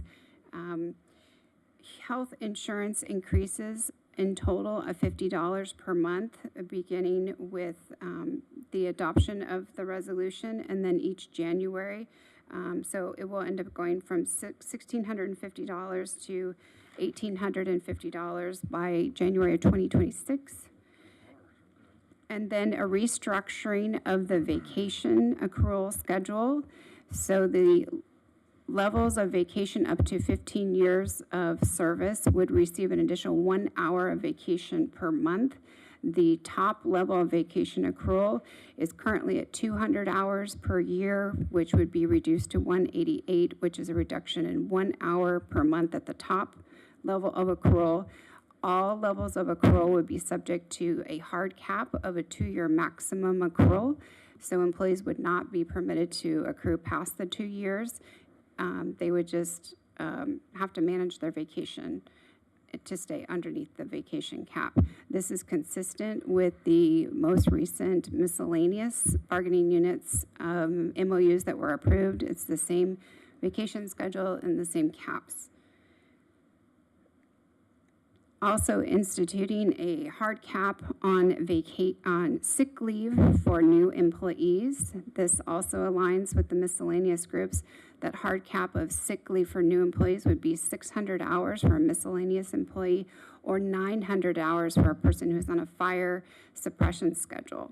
Because they work 24-hour shifts, they have 29 12-hours in a year, whereas a miscellaneous person has 2,080. You would have to work over 6 years and not take any vacation to attain the cap. Existing employees would be subject to a soft cap on the sick leave. So anyone who accrues over the cap would be cashed out in December of each year. There are very few employees who are currently in that situation, but they are very long-term employees. The caps currently on the sick leave are 1,056 and 1,584. The last item is the inclusion of one personal leave day, and the personal leave day is until such time that the city recognizes any additional holidays. If any additional holidays are recognized, then the personal leave day would convert to a holiday. Additionally, the admin code has some cleanup items in there. The incorporation of the city's practice for accelerated step increase, which is currently employees based on merit could receive an additional up to 5% increase. That amount is being decreased for executives, so they would be eligible for a 2.5 maximum accelerated step increase. So an executive could get 5% plus 2.5% maximum per year if there was room in the salary range, and a miscellaneous employee could get 5%, up to 5%, and up to a 5% additional for an accelerated step increase. There's also a revision to the cash out process for vacation accrual to comply with IRS doctrine of constructive receipt. And then the police lieutenants and police captains are now in the police management bargaining unit. They used to be included in the management confidential, so any references to those positions or benefits for them are being removed from the admin code. And then lastly, I just wanted to go over the city structure on the medical contributions and PIMCA. We did receive a public comment on that topic. So the city contracts with CalPERS for their health benefits, and that's under the PIMCA, the Public Employees Medical Hospital Care Act. Under PIMCA, PIMCA requires that cities provide actives and retirees an equal contribution.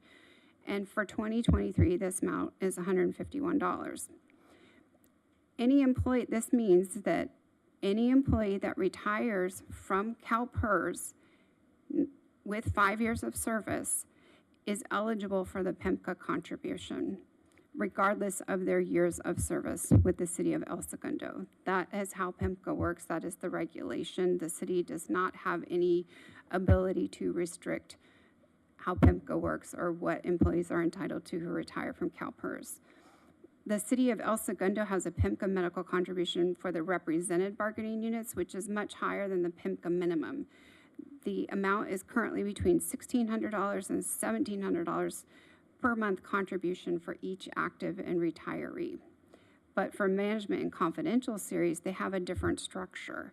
The medical contribution is split into a PIMCA amount and a flexible dollars amount, which when you add them together equals the total contributions that the represented employees get. The two subgroups in management confidential, the executives and the mid-management confidential, receive different PIMCA amounts and different flexible dollar amounts. The resolution before you tonight increases the flexible dollars contributions for exec by $50, and the exec PIMCA remains the same. The mid-managers and confidential PIMCA contribution is increased to that same level of the executives, which means it goes from $735 to $932, and the flexible dollars are reduced from $915 to $768. This aligns them with the executive contributions. Again, it's a $50 total increase.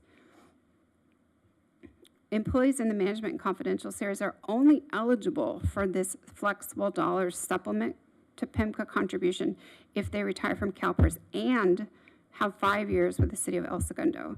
If they do not have 5 years of service with the city of El Segundo, they are not entitled to the city's supplement to the PIMCA amount. They would only get the PIMCA, which for this group of people is less. It's $932. While the city can legally require 5 years of city service to receive the supplement to the PIMCA contribution, PIMCA has not allowed for this type of restriction on the PIMCA payments. I'm available for any questions you may have. I got one question. You mentioned that for existing employees, there's only a few in the management confidential, but that the sick pay, a little bit different sick pay allowance, they're getting paid out or whatever. On the vacation, the paid time off, is it the same for existing and newly hired employees? It is. Okay. The vacation is the same. The two bargaining units that we recently have contracts with, the Police Support Services Employees Association and the Supervisory and Professional Employees Group, these are the same provisions that were included in those MOUs. And just for clarification on the cap, as far as when it comes to vacation or even sick time, by changing the cap, we're not taking away that vacation or sick time. They just can't accrue. We're just changing the amount that they can accrue and carry over.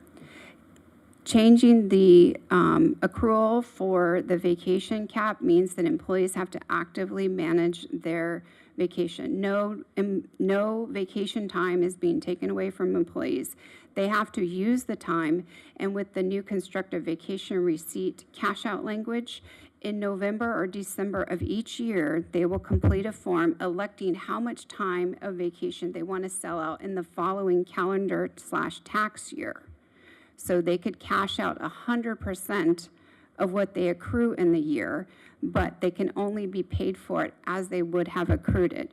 So if you're at the top step leave accrual and you're now at 188 vacation hours per year, for 2024, you could elect to sell that full amount, but you would receive payment for 94 hours in June because you would have earned 94 hours by then, and then the other 94 hours at the end of the year in December. Any other, yeah, Lance? So I think one of the, many of the confusing points. There's a lot of confusing parts My in goodness, here. has to do with that magic 5 years and how it equates to a lifetime medical benefit. And one of the things that came up is, say you worked at Manhattan Beach for 4 years and you were part of CalPERS, and you come here for a year and you decide to retire from here. Mm-hmm. My understanding is this city is responsible for your entire benefit on retirement. Is that correct? The agency that you would retire from, depending on what their PIMCA is, because PIMCA is the same amount for actives and retirees, you would get whatever the PIMCA amount is. So it's a PIMCA amount, not the supplemental amount. You are not eligible for the supplemental amount unless you work 5 years for the city of El Segundo. Gotcha. That is something that we already have in our admin code. That So is instead not of the changing. 1,600, it would be the 900 and change, in other words? Correct. Okay, Yes. so there is still obviously a benefit to doing your 5 years here because it helps you to max out what your benefit is. Absolutely. If you're in the management confidential group. If you're in the Yeah, management because if confidential. you're in a represented group, you You get can more. retirement shop. Right. Right, and that's something that in our hiring practice, in theory, you know, if we see someone who is in a, but squinting and grunting, I know. Ideally, though, if we're working, you know, whenever you're hiring someone, you want to suss their motivations, right? And that's something that I think is fair when you suss the motivations to see if someone's in a represented group who's retirement shopping. Because counterintuitively to us, you know, we look at PERS, and we think of, you know, if you spent 20 years at Santa Monica and 5 years at El Segundo, your pension is 80% Santa Monica and Correct. 20% El Segundo. But when it comes to medical, it's whoever's left holding the grenade. And That's correct. And just to clarify, I think, you know, to make it really clear with regard to the public communications received on this point is, but for the erroneous reporting of medical contributions into salary or combining into salary for a PERS reporting system, that, you know, if that hadn't happened, all of the employees would be getting the maximum amount of medical care under PEMCA. So the author of the communication seems to think that something got changed to the benefit of the employees to where they no longer had to do 5 years. It's been the case for, I don't know when the PEMCO law came into place, but 15, 20, whatever years ago, that as long as you retire out of one agency and you have 5 years, you get the amount. And so this was just a cleanup item. I mean, we were correcting something that was written incorrectly and been in there for a number of years. And for people at home, and I think maybe there's a clarifying question for us. When we say lifetime medical, we mean to 65, right? Because that's when they flip to Medicare. So with Medicare, when you turn 65, you will get a packet in the mail. You are not required to sign up for Medicare. But if you do sign up for Medicare, you can have a CalPERS supplement plan to Medicare, which is much cheaper than a full CalPERS plan. If you are on a CalPERS supplement plan, you can use your PIMCA dollars, which it's the Medicare supplement from CalPERS is significantly lower than an active employee's plan. You can use your PIMCA contribution to pay for your CalPERS Medicare supplement, but you, the employee, are responsible for paying your full Medicare. There is no city contribution towards Medicare. You're fully responsible for that, active or retired. But you can use your PIMCA to pay for the CalPERS supplement to Medicare plan should you choose to sign up for one. Thank you. Okay, we have two resolutions. Can I ask one last question, Yeah, of Mr. Mayor? course. Sorry. When it comes to the people who've been here 15 years and over who are seeing 12 hours less per year on vacation, that is, we see that as mitigated by adding the floating holiday and 410 schedules and all those things sort of address that differential, because we sort of don't want to punish people for a lifetime of contribution to the city. Absolutely. Thank you, that's all. All right, we got a couple resolutions. City Attorney, if you could read the first one, please. Mayor and Council, a resolution of the City of El Segundo, California, amending the city's administrative code to update sections for specific unrepresented classifications under Chapter 1A2, Management Confidential Series, is ready for adoption. Would like to move approval. So moved. Thank you. Have a second? Sure, Baldino, seconds. Okay, all those in favor? Aye. 5-0. Second one, please. A resolution fixing the employer contribution to the Public Employees Medical and Hospital Care Act at an equal amount for employees and annuitants with respect to a recognized employee organization 001 El Segundo Mid-Management/Confidential is ready for adoption. Someone like to move approval? Persick, so moved. Okay, have a second? Drew, second. Okay, all those in favor? Aye. 5-0. I believe that does it for your time up here at the dais. Thank you. Thank you. Okay, we're on to item, let's see, committees, commissions, and boards, nothing, reports, city clerk. Nothing to report today. Great job tonight, thank you. City treasurer's not here. Councilmember Baldino, you have a couple items under your name. 2 quick items. The first one, you can file under be careful what you ask for. So when our planning commissioner, Jay Heschler, came, he let us know that great job repaving El Segundo Boulevard, but we were told there'd be a bike lane there. And he's right. On planning commission, we were told we've got these bike plans, and to save money, when we redo the streets, we're gonna put in the sharrows or whatever. The reason there is no bike lane there is because Elias did his due diligence, turned out it wasn't safe.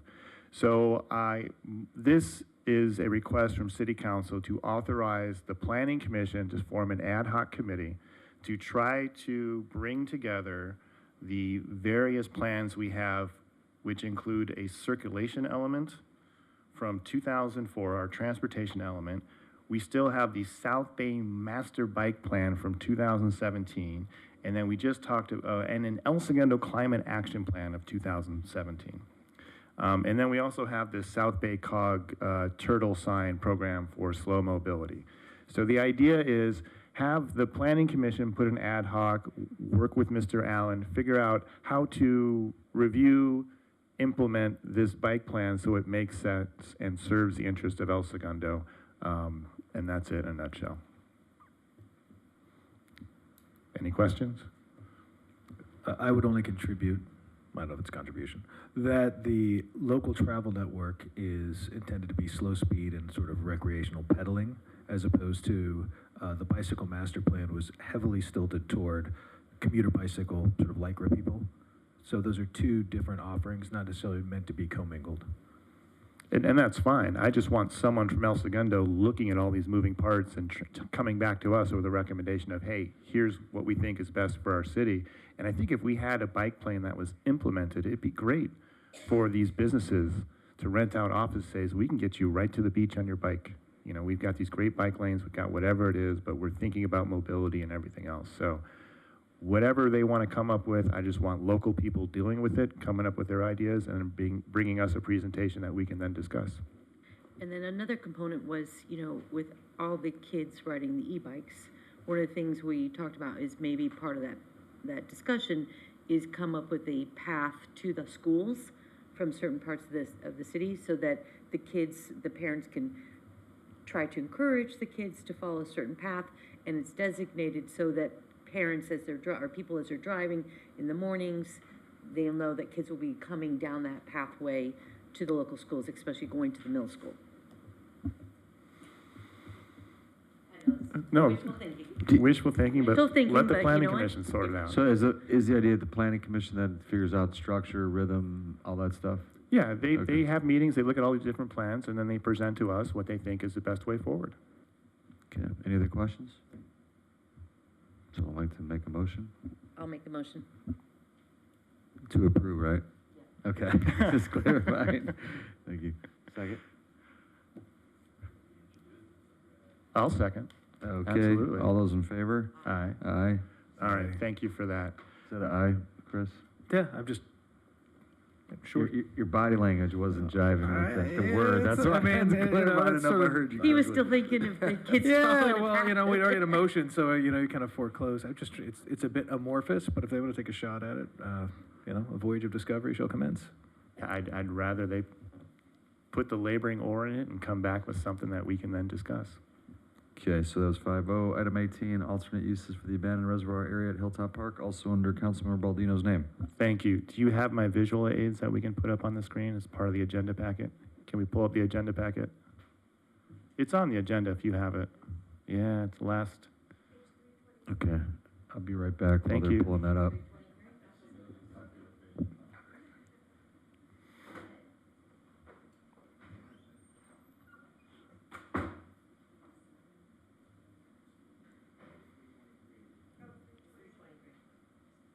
There's a report on 322, and then there's photos.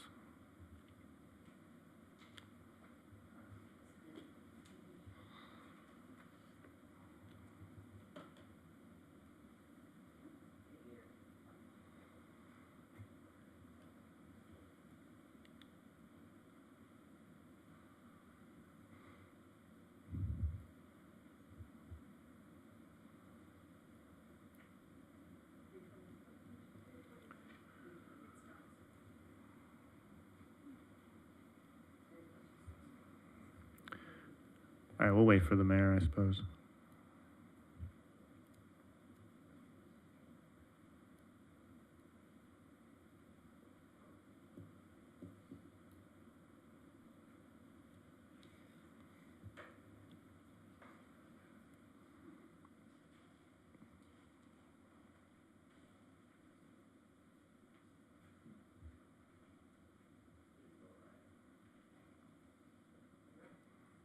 Do you want me to go without the mayor? I'm fine with that. Mayor Pro Temp, you're in charge now. Under the California,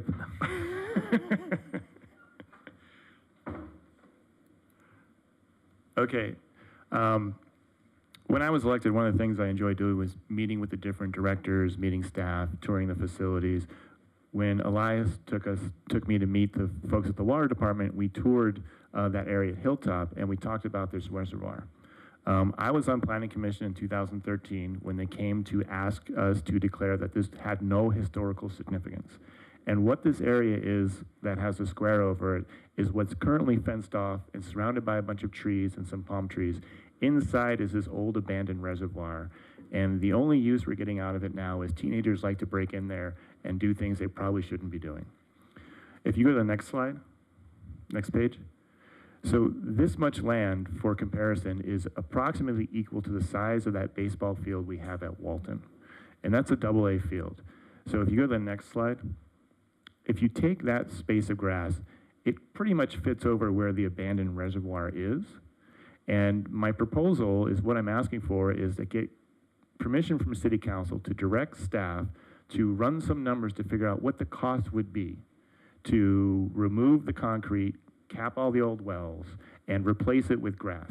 Not necessarily a baseball field, because I don't want it to be solely used for baseball, but my vision is that we could use this land to rebuild our Challenger field that we lost. When D.R. Horton bought the school property, we had that field over there that the Marietta family built for the Challengers, and we used it for the rookies. D.R. Horton gave $100,000 to Little League to one day rebuild that field. I spoke with Jamin Griffith. Little League still has that $100,000. And so that's money that we can use towards this project. But I'm not asking for anything other than staff time to get some numbers, and then the idea is we can ask for grants to help develop this. In my conversations with Elias, his preliminary estimates are saying it would cost $1 million.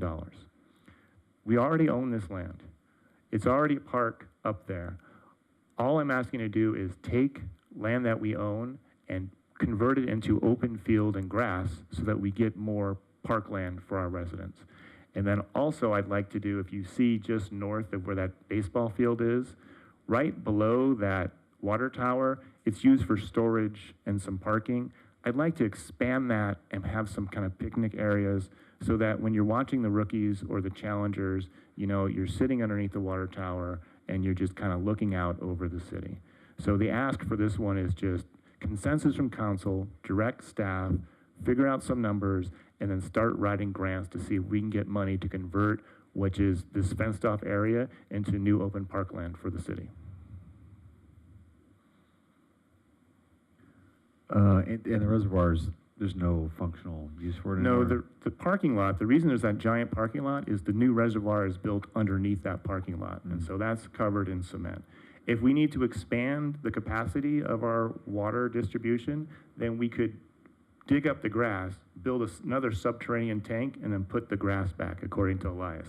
So we're fine now. If we need to expand, we still own the land. We have the right to go underneath it and add additional storage if need be, but there's no reason why we can't be converting this to usable park space now.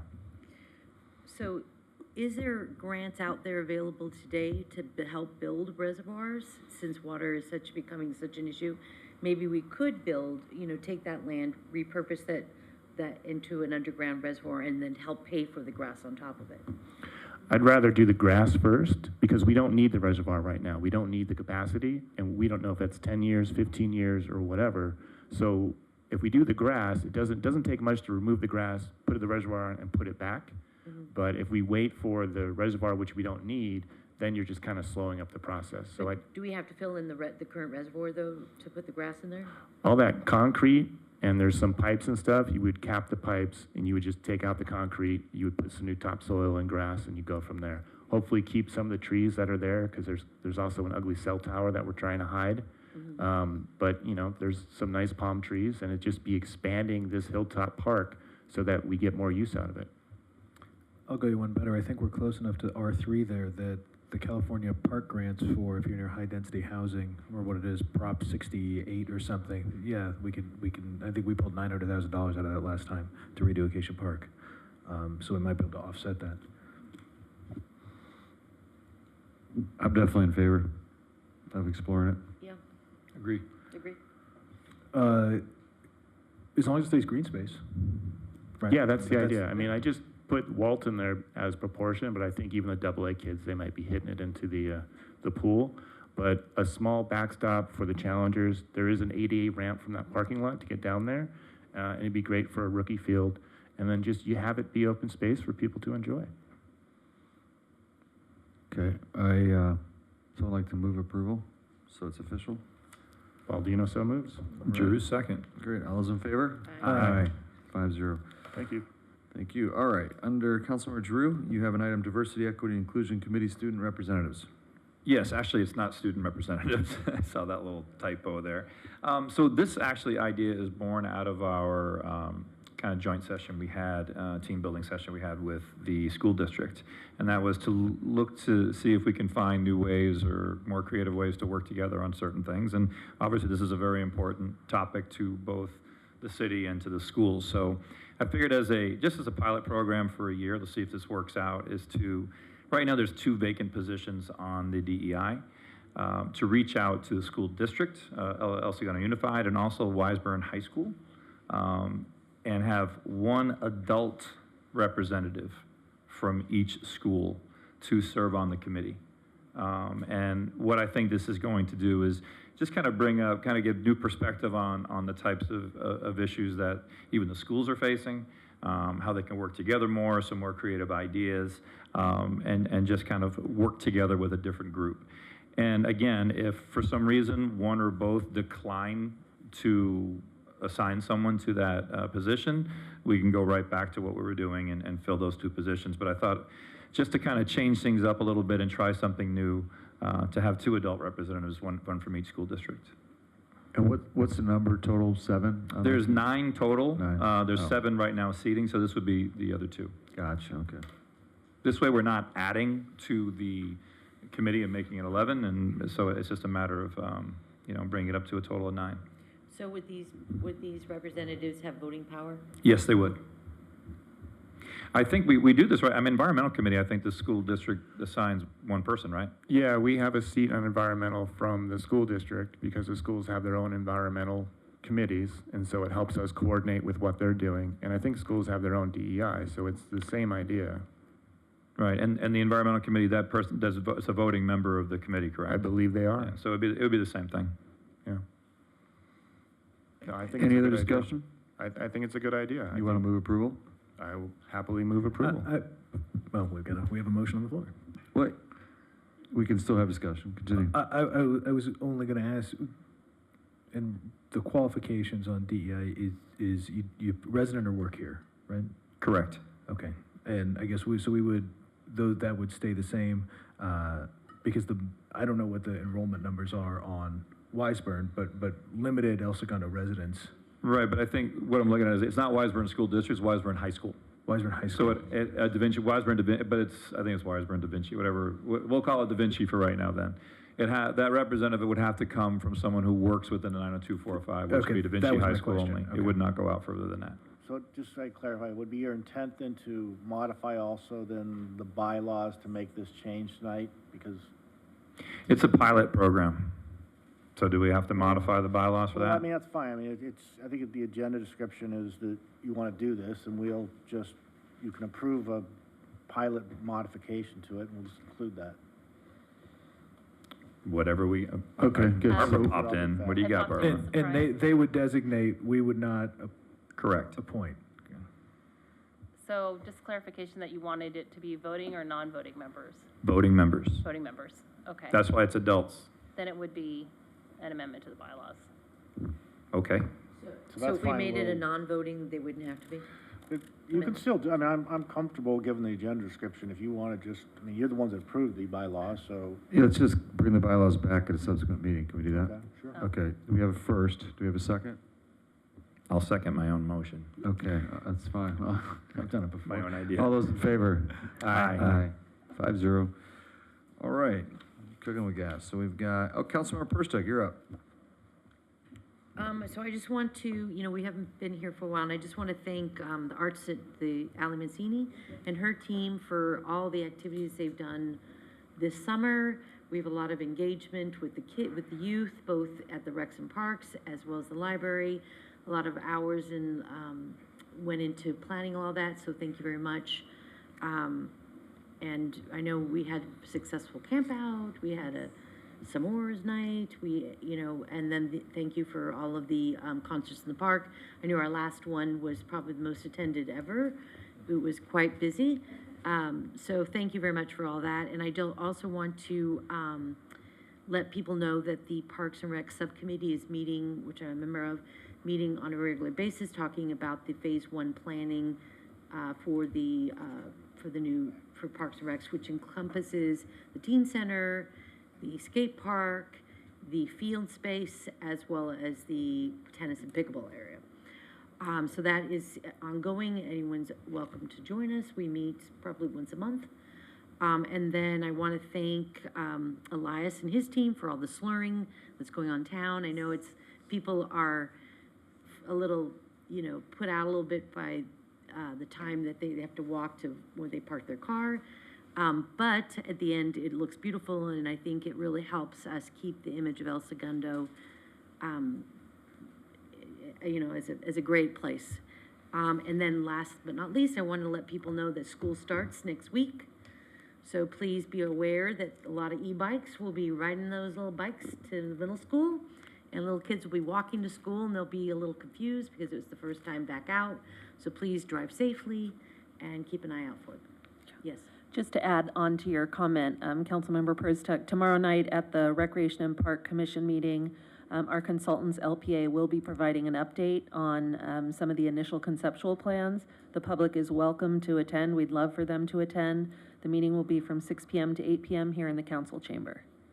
Is part of that discussion the skate park design? Yes. Okay. I'm sorry, tell me again, that's here? Here in the council chamber tomorrow evening from 6 p.m. to 8 p.m. And we have pushed it out on social media and through, I believe, Awesome. a couple of the others. But yes, we'd love for the public to attend. And just to follow up on that too, Ally's team has done a great job of, the subcommittee meets and has been approving all of these suggestions. And you also presented it to the planning committee as well. Well, I was going to present it to the planning commission, but unfortunately that meeting was canceled last week. Oh, okay. But I will do so in the future. All right, perfect. Thank you. Thank you, Councilmember Perstuck. Mayor Pro Tem Pimentel. Mr. Mayor, just a few items. We are dark this month for COG transportation, but the meeting in September is going to be just a monster with Green Line extension, right-of-way, all manner of the Sepulveda corridor. There's going to be, probably $200 million worth of discussion on it, including probably a Redondo versus Torrance grudge match on the routing of that train. That's an ugly one. The League of Cities, their annual advisory groups have ended, so you probably have seen some solicitations to see if you'd want to join one. I finished my first year on the tax advisory group. We ended up with a recommendation about sales tax distribution for point of sale versus point of purchase, or point of sale versus point of distribution for effectively your Amazon store deliveries. It ended with a lot of flowery language and not a lot of substance. So I don't know if I would necessarily recommend joining these things unless you have a lot of free time or particularly interest. But it's an interesting window into the way that these advisory and lobbying bodies divvy up the money. So I found it very edifying, but not particularly satisfying. We have LA County Sanitation tomorrow. I think the most important pieces on that, we'll get an update on the sort of dig to the replacement tunnels that are going south for all of our properties east of PCH. Also on that, we at the collective, we will have an update on a serious piece of litigation for LA County Sanitation. It's about a land use piece for composting in the Central Valley. We had lost a decision and appeal that's to the tune of $36 million, which is a significant piece. City manager and I attended the Air Force Base. We met with emergency management. We met with a delegation of Japanese luminaries who were representing also cities that host U.S. military bases. They had a lot of questions about how the interplay works. Again, I'm not sure that we were super well attuned to their concerns. They were more concerned, I think, a lot about falling parts off V-22s landing on people. They're like, Air Force Base doesn't have any planes? We're like, no, it really doesn't. Surprise. But they had, I hope they had a nice visit either way. In terms of things with the slurring program at Public Works, if there's anyone still watching at home, I would urge them to use the report it function of our website. So if you do see things such as the light being out on PCH and Pine, or Palm, excuse me, that people use those to help us track issues. And I've got some other small things, but I won't belabor. Over to you, Mr. Mayor. Thank you. Thanks for all your attendance on those meetings. Meeting tomorrow that is really important for this city and the entire region, actually the state, is that you guys might know that probably know, the Southern California Association of Government is involved with RHNA allocation numbers. So RHNA is the Regional Housing Needs Allocation. It determines how many affordable housing units we have to build in our city and all cities. Those numbers come from the state, and then they trickle down to the county, and SCAG's been involved in the RHNA allocations. Tomorrow under the Community Economic and Human Development Committee, we will be hearing draft recommendations on RHNA reform. And so that's interesting. Then that'll go, if it gets approved, will go to the Regional Council, which I sit on in a few weeks. And so I'll keep you guys apprised because that could have major impacts on our city. Because as you know, our numbers, what is it, almost 600, 590, 570 in terms of housing units that we have to build. So more to come on that one. I mean, I'd be remiss if I didn't mention our Little League. Holy cow. And you got to feel good, Lance, being a former president, man, setting some foundation. So I'm not jinxing anything. I'm just saying Western champs. What did I didn't say anything else besides that? And let's see, what else? This guy. He'll never get voted again, which is probably fine. All right, let's see. Had one other thing here. What's that? Oh, yeah, the tank was illuminated. Thank you very much for that. There was something else here. Hold on. Bear with me, please. There were some people tending to the library park yesterday. I don't know if it was just some volunteers in the community. It was pretty awesome. I was driving down Main Street, and I saw 3 women actually tending to the garden at Library Park. And I thought, wow, that's pretty cool. Thankfully, they didn't ask for permission because we probably would have said that's against the rules or something crazy like that. But whatever they were doing looked amazing. The flower bed, yeah. No, they manage it. Who does? There's a group, I'm not sure, it's by one of the clubs. Have we ever given them recognition? They manage it every year. We need to. Okay, forget I ever mentioned it. I don't want to get anyone in trouble. Man, that's all I have. I have a memorial though, and then also. And speaking of Women's Club, real quick, you know, they're being their building has been designated as a historical building, and there's going to be an acknowledgement coming up in the month. Oh yeah. So I'll turn it over to you for that one. Also, Art Walk, August 26th, big deal. It's only one night. Really, Friday night is Mo's doing something special for some, I think, VIP attendees, and then Saturday night is the big thrust of it. It's going to be amazing for the city. I'm sure we'll get 10,000 people. Who knows how many people, but it's going to be great. I've got a couple memorials, but before I cover those, and then we are going to go back into closed session, I'm going to turn over to... We can wait till next time. Oh, yeah? Yeah. Okay, good. Okay, so Mayor Pro Tem, you want to talk about the initiative on the venture capital or early stage? Sure, yeah, as part of trying to bolster our business sector and cut down on some of our office vacancies in the way that we used to work with Starburst very effectively. We still do. We are partnering under the city manager, deputy city manager with a summiting firm that called Sidebar that hosts things with venture capital groups out of Silicon Valley to try and bolster our reputation as a home for startups. And so our first meeting for that will be on the 24th. Yeah, I hate to be a doomsday sayer, but, you know, I was in a meeting on PCH yesterday, and the entire floor was vacant with the exception of 2 small offices. So it is real, that office vacancy. I think I sent you guys something recently and some stats from the county, but it's a real problem right now, commercial office vacancy. So, all right, unfortunately got a couple memorials to read, and would one of you like to read one of these? Anyone? Yeah, Mr. Baldino, thank you very much. Would you like to lead off, please? All right, this is a memoriam for retired El Segundo City Manager Mary L. Stern. Mary L. Stern passed away peacefully, surrounded by family at her home in Torrance, California on July 6, 2023. Mary, born to Harvey and Isabel Corinne Mershek in Milwaukee, Wisconsin, on October 30th, 1944. Throughout her life, she shared a deep bond with her siblings, Stephen and Susan, and brother-in-law, William Booth.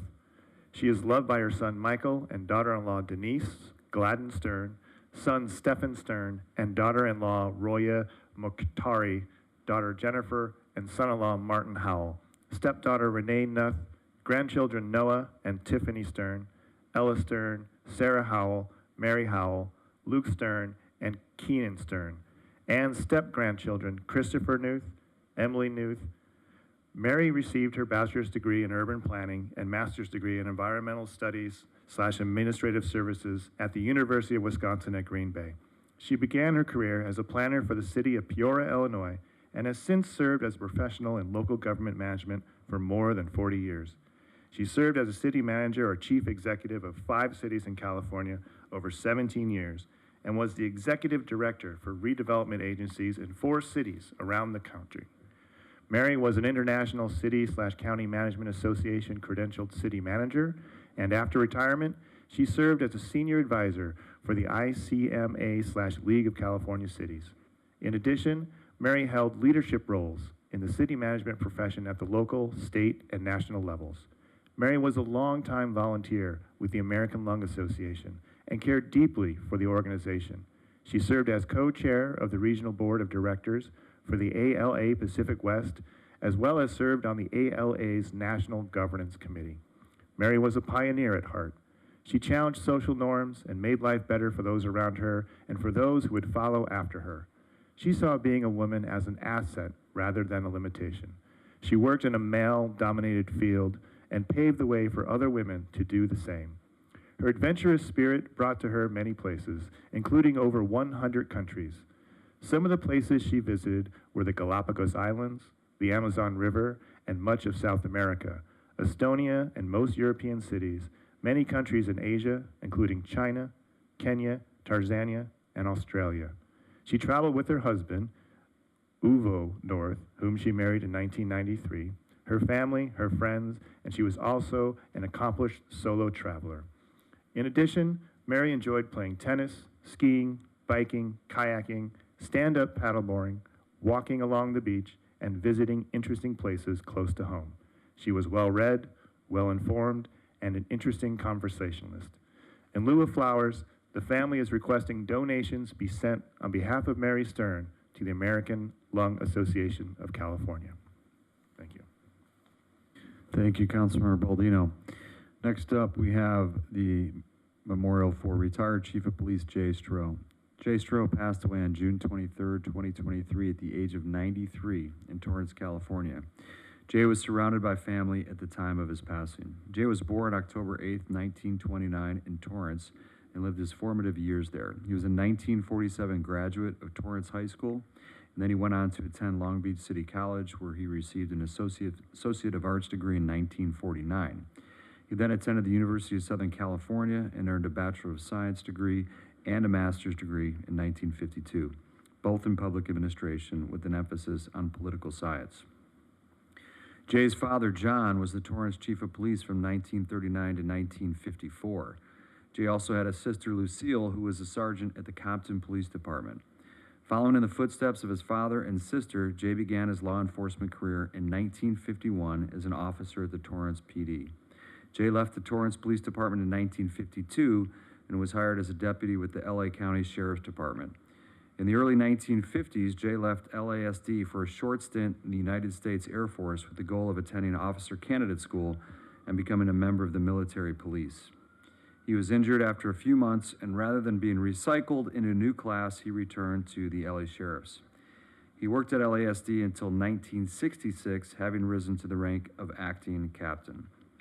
Jay was appointed as El Segundo Chief of Police on August 26, 1966, serial number 266. He was an Administration of Justice instructor at El Camino College in the mid-1960s, encouraging several of his students to apply for cadet and police officer positions at El Segundo PD, and several were eventually hired. Jay resigned from ESPD on March 19, 1971, to accept a position as the Inglewood Chief of Police. He served in that position from 1971 to 1981 and was instrumental in developing their K-9 program. Jay left Inglewood PD to accept a position as Director of Security for Hollywood Park and served in that capacity from 1981 to 1983. In 1983, Jay was appointed Director of the California Department of Alcoholic Beverage Control. Then he ended his 49-year law enforcement career when he retired from ABC in 2000.